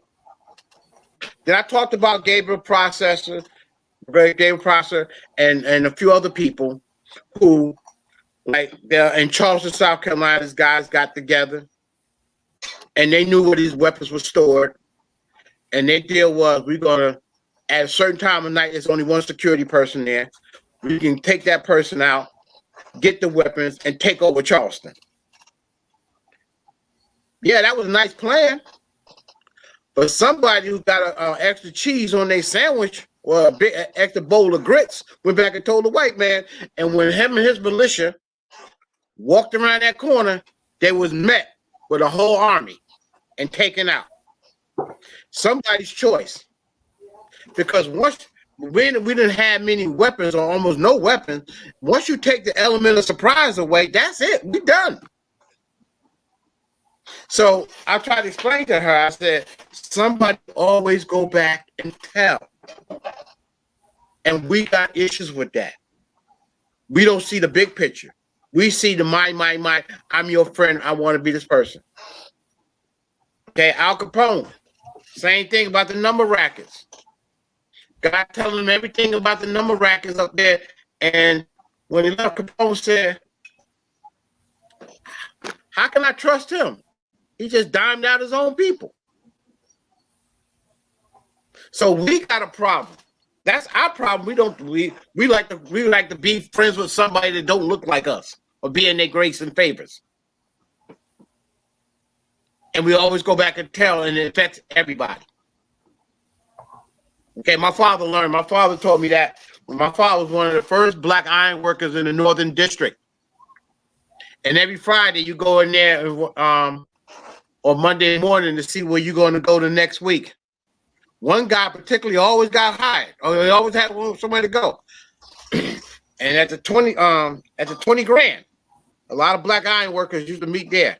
One particular person would be there and go back and tell white people everything that was going on. He's the one that's always working. Till it got to the point where when he came around, everybody got quiet. Once you got to find out, and we don't deal with rats the way the mafia do. We don't do that. In the way we should do that. That way we can get stronger. You run back and tell them everything on purpose for your own personal gain and the rest of us not. Maybe you should be swimming with the fishes. Because you just spoiled the whole plan. Well, that's the thing. Seems always to be that one person that just falls for the crumbs or for the banana, like, they just take it. Yeah. Right. And another thing is, I was watching the guy on YouTube, and I don't understand Black people out here doing harm to these elderly Asian people. I'm not for that when they indirectly didn't do anything to you. Economics, and one Black guy said on the YouTube, stop going in their stores. That's an easy fix. Easy fix. Okay? And when you find somebody that has because I don't know. Maybe if I was a female, I don't know, but I would feel offended if I'm Black and female and you got that many beauty supply stores in my neighborhood. That just says I'm ugly altogether. Some of y'all need to stop going up in there. You and that word ugly. I don't know, Larry. I know something. You married to that word or something? I ain't married to the word. I know I can. If I had 100, I tell you what. I know you understand money.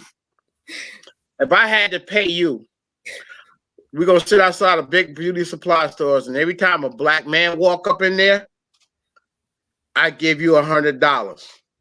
Every time a black woman go up in there, I give you 50. Which one you going to go with? The man or the female? Well, definitely the female. They're gonna make because there's more foot traffic with Go with the female. female because you might get $200 out of the men. They walk up in there, you're gonna have $2,000 with the women. So there you go. That's an easy fix right there. Stop going No. to Ladies, let's launch these online let's launch these online shops and get them, pop them and share. Well, I don't. Well, you know, there was a black woman who tried to get a beauty supply business, and see, the Koreans are not about really keeping you out. They're more or less trying to keep themselves in, because they don't use a tenth of the product that they're selling you. And when a black woman tries to open up a business, she had difficulties because they recognized her name was not Asian. So she had to make up a fake name to get orders. And that's where you should be going. You should be teaching your young sisters that not to go there, but go over to Keisha's hairdo place or whatever it is. Yeah, we have okay, because y'all give up a whole lot of money for them. Mm-hmm. Brothers don't go in their shops. Rarely. If they do, they bought a brush, which is good for the next 10 years. Y'all in there every paycheck, every other paycheck. And then you get in there and get ridiculous. What is with this weed down to your calf now? Well, that's just that was funny because somebody did say that stimulus check gonna go straight to the girls' hair. And as soon as they got that check, I seen girls with hair down to the ground. I seen a girl on Springfield Avenue. I seen her twice because I recognized tall women. She had to be every bit over 6'3". And her weave is down to her calf. She got 5.5 feet of hair on her head. Xavier, what say you? What say you, Xavier? Now you're 25. You're in that young age group. No. You find these girls in their hair. All y'all want to emulate the white girl.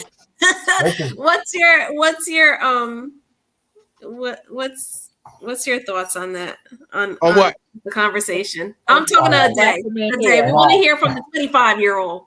I just wanted to highlight one point because we got to stay on code about a lot of things.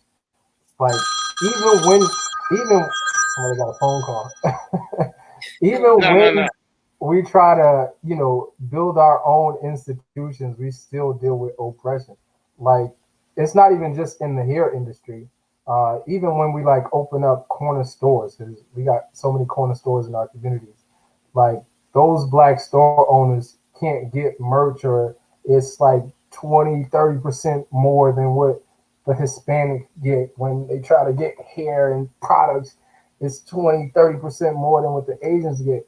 So it's we gotta highlight these things because it's so easy for us to say oh yeah, just get your own beauty supply store, get your own corner store. But it's even when we get our own, we're still facing that oppression.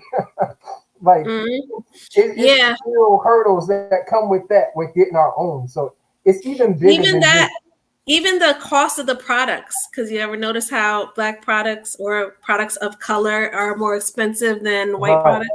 Right. Can we stop? The markup is real. Yes, black tax. I have a few pet peeves about one. I don't like the term, and anybody can say what you want to say. What the hell is people of color?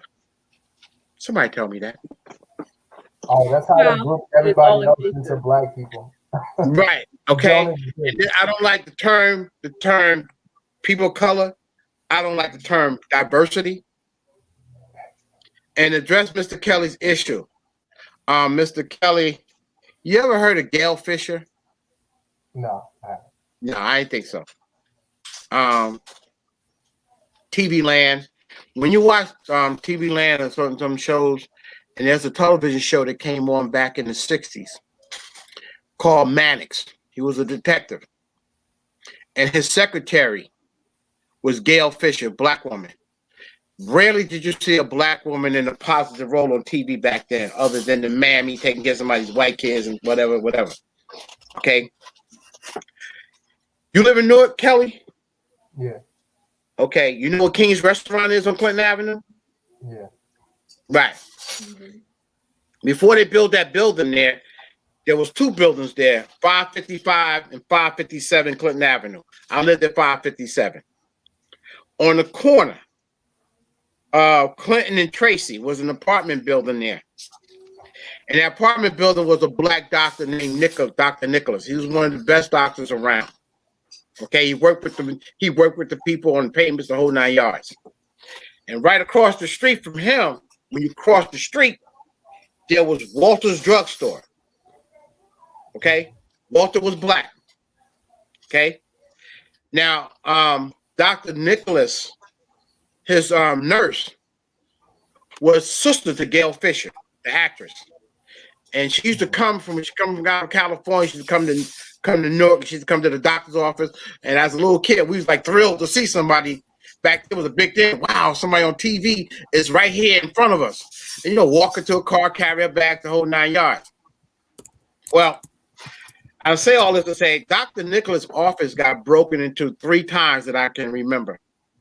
And I remember picking up the files and helping him getting his files in. And back then when grown-ups were talking, you wasn't around, or if you was around, you didn't talk. Right?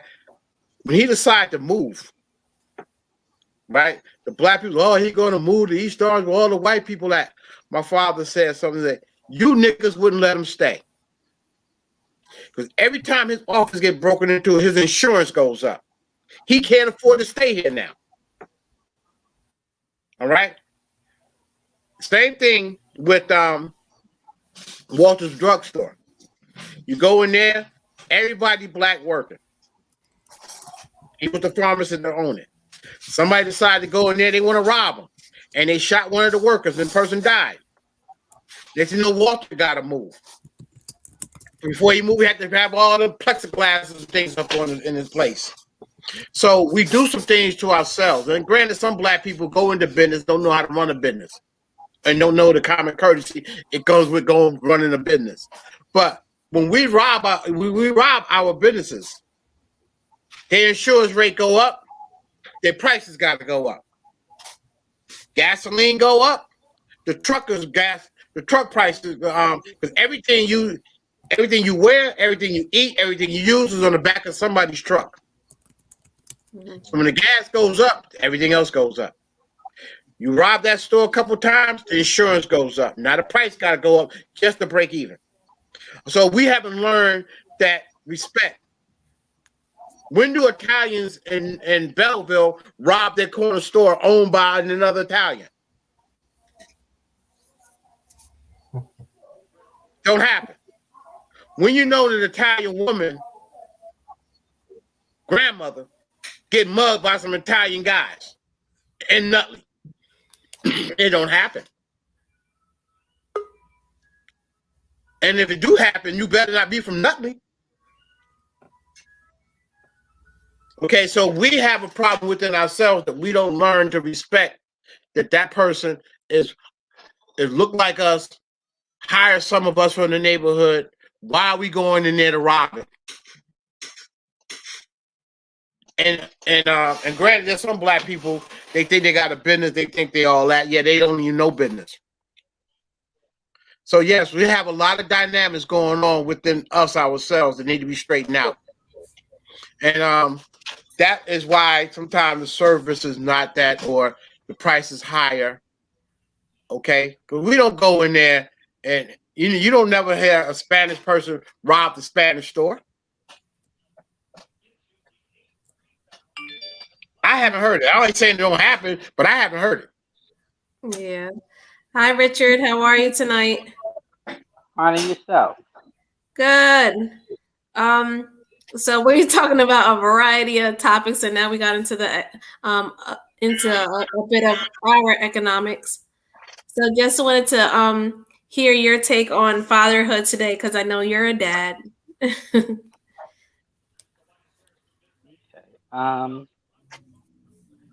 Well, um,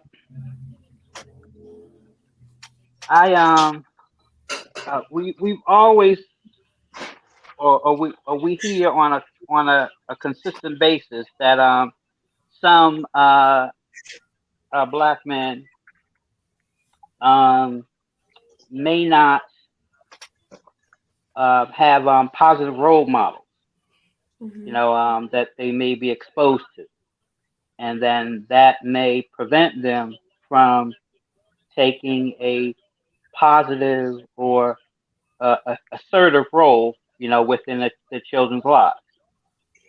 Now, I'm one that doesn't believe that, because I'll use my dad as an example. And my dad was born in 1937.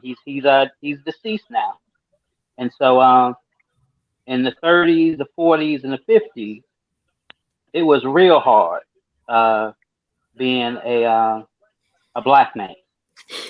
Um, Growing up, because things were a little bit different, back then. You know, um, Especially in the north, in the northeast corridor. Mhm. And so my dad didn't have his father, involved in his life, but my dad used other father figures, whether it was his track coach, whether it was his football coach, whether it was um, other men, who were involved, or other men who were part of the community. And Mhm. so I don't buy um, the thought or the notion that uh, many of our black men don't know how to be fathers, um, because their fathers weren't involved in their lives. Um, I'm one to believe that uh, one should strive, or one could strive, to be the father that they thought, um, or one should one should uh,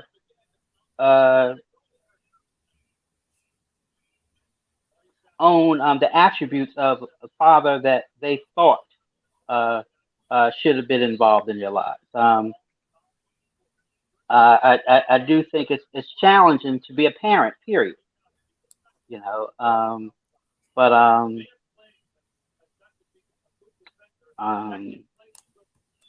yeah, that's my little take on fatherhood today. Yeah. So I mean, with I mean, there's always like tips and guidance, and like I like how you said that, leaning on coaches and male role models that are around sometimes, that helps a lot. I know it did for me in my case. You know, I have a dad, but yet, he wasn't present, daily. And so I was fortunate enough to be able to lean on my church for that guidance. And it was the youth pastor. And shout out to David Lewis. He was the youth pastor then, and he was the one in my ear, trying to steer me on the right, keep me on the right path. Even though I drove my mom crazy, um, but yet, he still, he was that role model and that figure in my life that definitely played a big part. a big role as far as like a father figure. So tell us, do you I know that you have a daughter. What's your approach with your daughter? Do you feel like, you know, I know you said that, you a lot of your family dynamics was, like it there was like a sternness there. So what's your approach, to fatherhood? Like, do you still have that same sternness because that's what you received, or is it like, you evolved over time because, you learn different techniques when it comes to fatherhood? Now, yes, my father was a military man. Mm. He served time in the Marines, and my father was, I'd say he was very firm. I, I wouldn't say um, strict, more say, but he was firm with me and my brothers. Mhm. Um, and I, some of his attributes, I inherited, but some, I didn't use on on either of my children. I have a daughter who is she just turned 37, and I have a son who is 13. Mhm. And I'll say uh, my techniques were different with my daughter as per se my son. And um, I wasn't as I was stern with my daughter. I mean, but I felt I was understanding with her Mhm. because I understood that uh, my interaction with her would determine many of the interactions that she would have with males in the future, whether they be friends or whether they be boyfriends or future partners. Mhm. So um, um, I wasn't as stern with her as I am with my son, Mhm. because understanding that I think the world is different for black boys growing up today than it is for a black girl. Mhm. Even though it is challenging for both. But my son, he's 13, but he's 5'9". He's 228 pounds. Mhm. Now, looking at him from the face, he's got a kid's face, Mhm. and most people who look at him at his face would understand that he's just a kid. But if you look at him from the back, he looks like a grown Mhm. man. Mhm. And so I try to tell him, that the world may not be so kind, to him, and the world may not be so understanding to him. But it's definitely important for him to be respectful of people, and especially be respectful of women, because the majority of persons within our family are strong black women. Mhm. Um, whether it's my family or whether it's his mother's family. But um, uh, I try to give him more latitude, than maybe my dad gave me with uh, deciding on things Mhm. to be involved with. And I and think a so lot of that us that do that, because they outrule corporal punishment. So you can't beat them but so much nowadays. That, like, unlike back in the day, you kind of got to talk to these kids nowadays and kind of work with them a little bit, to mention to them. But it does help in the communication lines.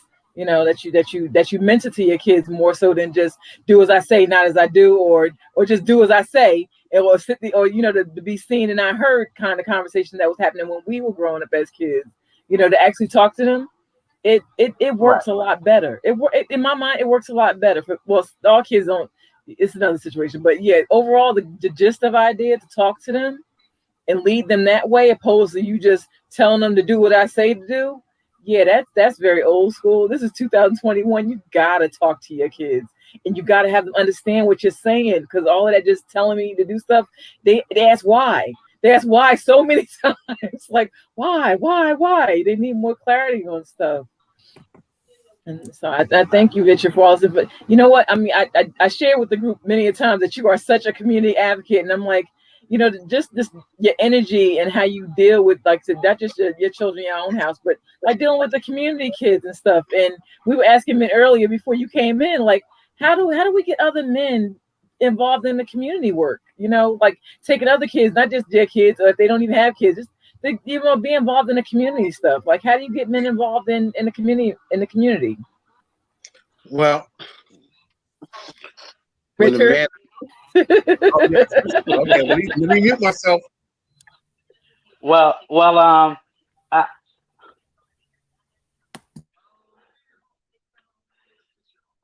I can only say what my experience was, and so I saw my dad being hands on, you know, with my friends on the block. I say on the block I grew up on, I had maybe about 11 male friends, but out of the 11 male friends, only 4 of them actually had their dads that lived in the home with them. And so my dad would invite them when, say, if we went to the beach or we went to Palisades Park or something. My dad would allow me to invite 2 of them to come with us. And so they wouldn't have to pay for anything. They just had to have clean underwear, clean swimming trunks, and a towel, and be mindful and respectful of my dad and my mother. And so I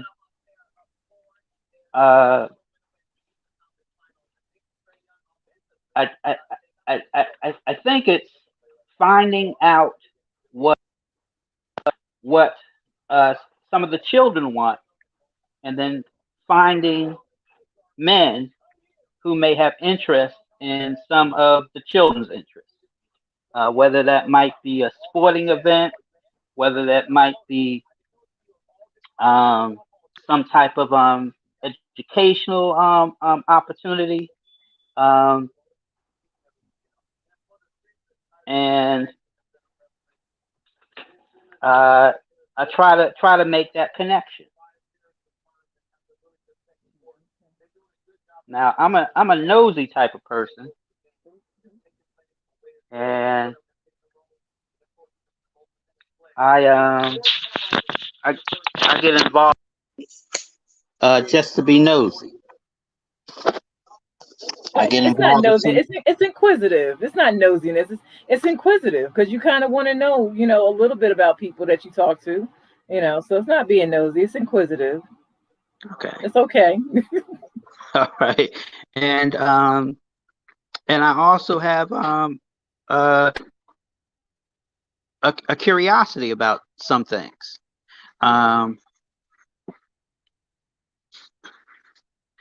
And because of, say, my daughter's interest, because of my son's interest, I get involved in different things.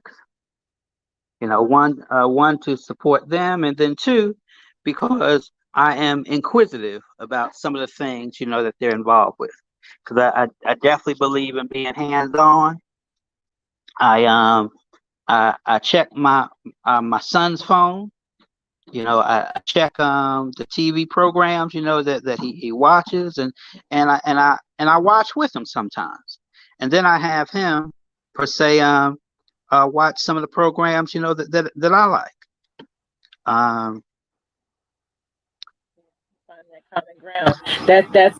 That's the key element right there. Find that common ground, because once you find that, they'll open up a conversation. Like my youngest son, he's a part of the Big Brother Big Sister program, and his mentor keyed into exactly the things to get him to open up and to be expressive and you know, I mean, things that I couldn't even connect with him. He managed the matter in a couple of meetings.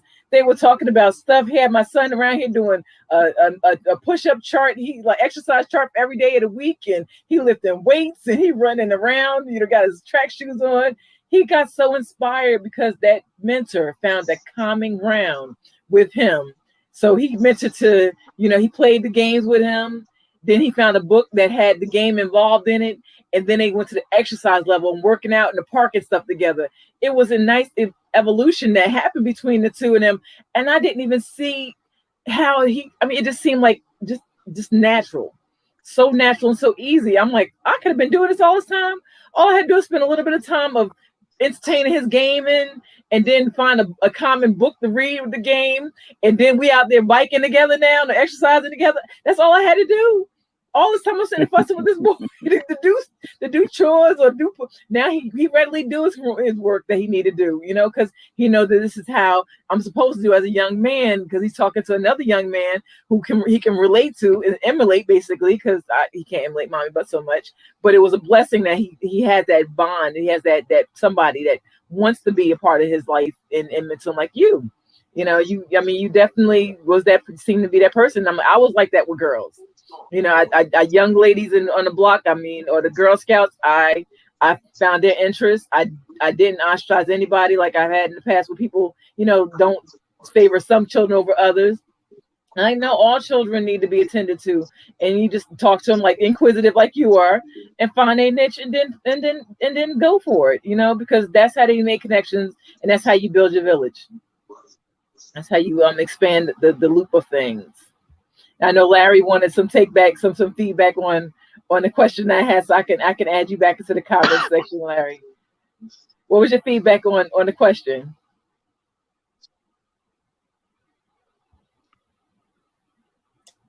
What was the question? Oh, look at you. Yeah, I want the direct question, please. Do you know how to get more men involved in their communities? Because I see you involved. I see you involved in recreation. You definitely talk to a lot of the young men, and you do mentor to them when you come to the PAL, and also when you, as a substitute teacher, you mentor to a lot of them students, like you told about the movie that you share with the young person. So yeah, how do you get more men involved like you? Like how do you go that? One, certain things that I hear bothers me. Like, for example, I ain't gonna say bother me. I just had me thinking, like, really? What's a strong black woman? What do you think it is? This is your question. Okay, no. What do you think it is? I told a young lady at the rec center, I said, one, a strong black woman is one that can keep quiet when necessary, when need to be. Okay?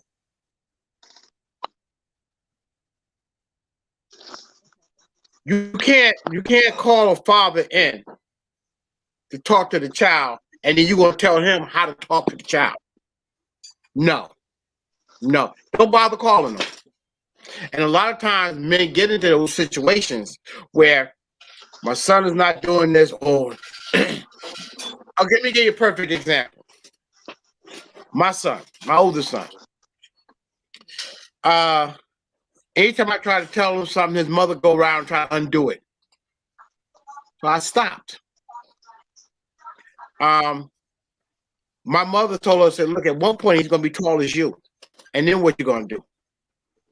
When I come home, my mom tells me that my son was in a fight and his mother wanted me to call and talk to him. And I said, why? Gets on the phone and I like, why am I talking to him? Because every time I talked to him before, you undo it and then want me to say this, your child. And see, at some point you need to just don't say nothing. Because when a father's being a father, ain't no such thing as let him be a father or allow him to be a father. Just shut up and let him be and he'll be the father. In most cases. So a lot of times you will go down to child support court and watch how the women get indignant in front of I call the white man, y'all lower than Jesus. Watch how she talked to him in front of that white man. See, you have to know when to keep your mouth shut. If the man is going to be the father he's supposed to be, see, this Richard here, father's born around the same time my father. When my father was talking to us, my mother know not to say nothing. And a lot of y'all don't know when to do that. That's my. You don't tell him. You don't. No, hush. And a lot of y'all can't do that because your Lord and Jesus is backing you. Go down to child support court and watch how they act. Just how they act. So ain't no such thing. Let him be the father allowed. No, if he's the father and he's trying to do right, if he has visitation, don't convene that when he come over there, your child was at your sister's house. You keep that up. After a while, he just won't show up. And see, and then a lot of people step out of the father's role because 5-0 come up in there. They backing you and not him. They'll tell him in a minute, shut the F up. Okay, miss, what happened? Well, I just come to get my son. Or I come to get my daughter. And then I meet with this. I had a guy give me a stack of passes, the Jack Lane passes, because he was so messed up. He wanted to stop crying. Every time he wanted to go pick up his daughter, they would answer the door, or they not there. And fathers, after a while, they wash their hands of the situation. A lot of them do that, and I did that. My son, I finally talked to him. I said, "You had a fight? Yeah. Who started? Yeah. He did. Did you win? Yeah. All right, good enough. Well, that's all you gotta say. Well, what else you want me to say? Okay, when he's acting up to school, okay, now you gonna call me to be the bad guy? Don't do that. When a person is being the father, step aside. Because see, a strong black woman is one to know when to keep their mouth closed and keep it there. A lot of women don't want to hear that. Because then if you did that, then he'd be more and more likely to come around and more to spend time. But if you're trying to intervene and try to tell him how to be a man, wrong. And a lot of y'all don't do that. And this is why a lot of fathers don't come around. Okay? A lot of them don't. That's not 100%. Nothing. Only thing in life 100% is death. That's the only thing. Because you can get away with paying taxes, just die. Okay? You ain't got to pay it. You ain't got no estate. All right? But we all gonna die. That's the only thing in life is 100% is death. So, with that being said, fathers and stop putting in every time your father come to see you or come to take you, it got to be a monetary visit. Did he give you anything? He ain't got nothing for you. Maybe the kids start out just want to spend time with their dad. But mama's putting a monetary visit on it. If every time he see the child, it got to be $60, he ain't coming.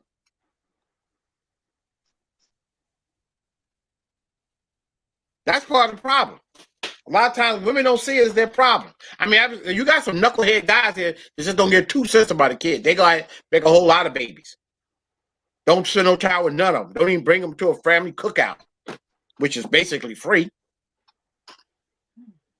But don't get mad at him and then his mother can't come take him. My son, family reunion. He disappeared. We call over to the house. Her mother in on it. He ain't here. Oh, I don't know. How you not know what a 3-year-old is that lives with you? How you not know that? Just being angry and vindictive. You pissed off at me, so he can't come with me to my family cookout or my family reunion that was held in Jersey. And I'm not the only one. I know 2 people. We addressed this early in the conversation. I'm sorry, Aria. Yeah, we did address this early in the conversation. Okay. Yeah, I mean, some relationships really need mediation because definitely women and men have ways of communicating that throw the children, unfortunately, in the middle of all the mix, and it get a little out of control. But in situations where it's not out of control, and you have men that have, like we had on earlier, Bashir was on here early, and was already on here early, and they definitely express how they are dedicated dads, and being even at the Father's Day father ceremony at the school with was it, he had a 3-year-old, he said. It's really good to see the ones that are actually doing, even with all the things stacked against them, and the conversation, like you were saying, it's really hard. The system makes it really hard for you to be a dad when you're in the system.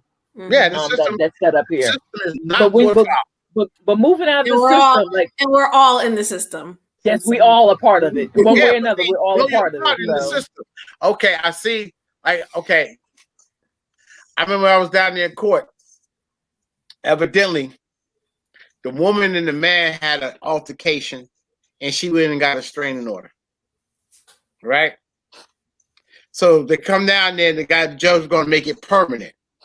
And he told the judge, he said, look here, you can make it permanent if you want to. I'm out of here. He said, what?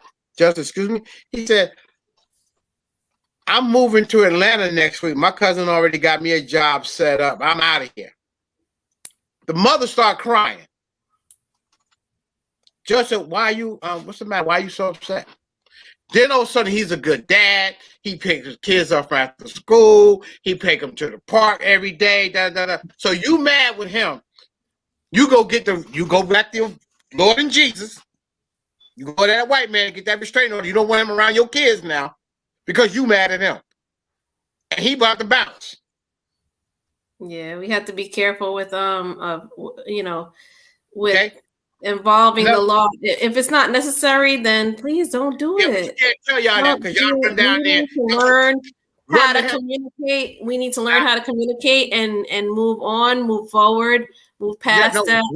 There are times now. I'm saying there are times that we do that. If it's an abusive situation, yes. Well, like I said, everything is not. If it's a real abusive situation, if it's real abusive, that's another story. We're not talking about this story. But if we're crying wolf because we want somebody to regulate or you want somebody to get back, no, that's not the approach we need to be taking. We need to do better. Well, I'm not talking about abuse. I'm not talking about it. Gentlemen, I just want to say thank you for this. No, I'm not a gentleman. I'm not a gentleman. No, I want to say thank you for the conversation. I'm not a gentleman. My last 5 fights with women, I won 2 of them. Thank you for the conversation tonight. Okay. We appreciate all of you. Al Therese, love to hear you just close out if you could for us. We would appreciate that. Okay. But thank you, Al Therese, for coming on this evening. And everybody should be up there at the bike ride on Sunday if you could. Different perspectives from the left to the right to the up to the down. We went all around the world with the conversation for this evening. So thank you, our kings. Okay. Definitely. Right. Thank you, gentlemen, for coming through. I want to thank all the males that definitely came through and gave a perspective and understanding of how we navigate, through our lived experience and the wisdom that we intend to shine on our kingdoms, our homes, our communities that we involve ourselves in. So, gentlemen, thank you, Larry, Richard, Bashir. Thank you, gentlemen, all day for coming through. My brother Arthur shining through again, gentlemen. I really appreciate you, ladies. Thank you for sharing this night with us. Continue to engage every week. Parents engaging parents, beloved community. Check in. Bringing the energy of engagement through the lens of grassroots and community involved parents and leaders. And we thank you all. Remember, next week, we'll be in Atlantic City celebrating unity in the community with our friend, another champion, another partner of the energy of collaboration and engagement, Councilwoman Latoya Dunston in the city of Atlantic City as we shine. Energy of community down there in partnership. We love to brothers and sisters to come through and share and also engage. So we want to thank everybody for coming out tonight. We want to thank the ladies for sharing tonight. And gentlemen, thank you again. And young men and wisdom and kings, thank you all for bringing what you guys bring to the table. I really appreciate it. Thank you. All right, now take care, people. Have a good evening. Thank you, my brother.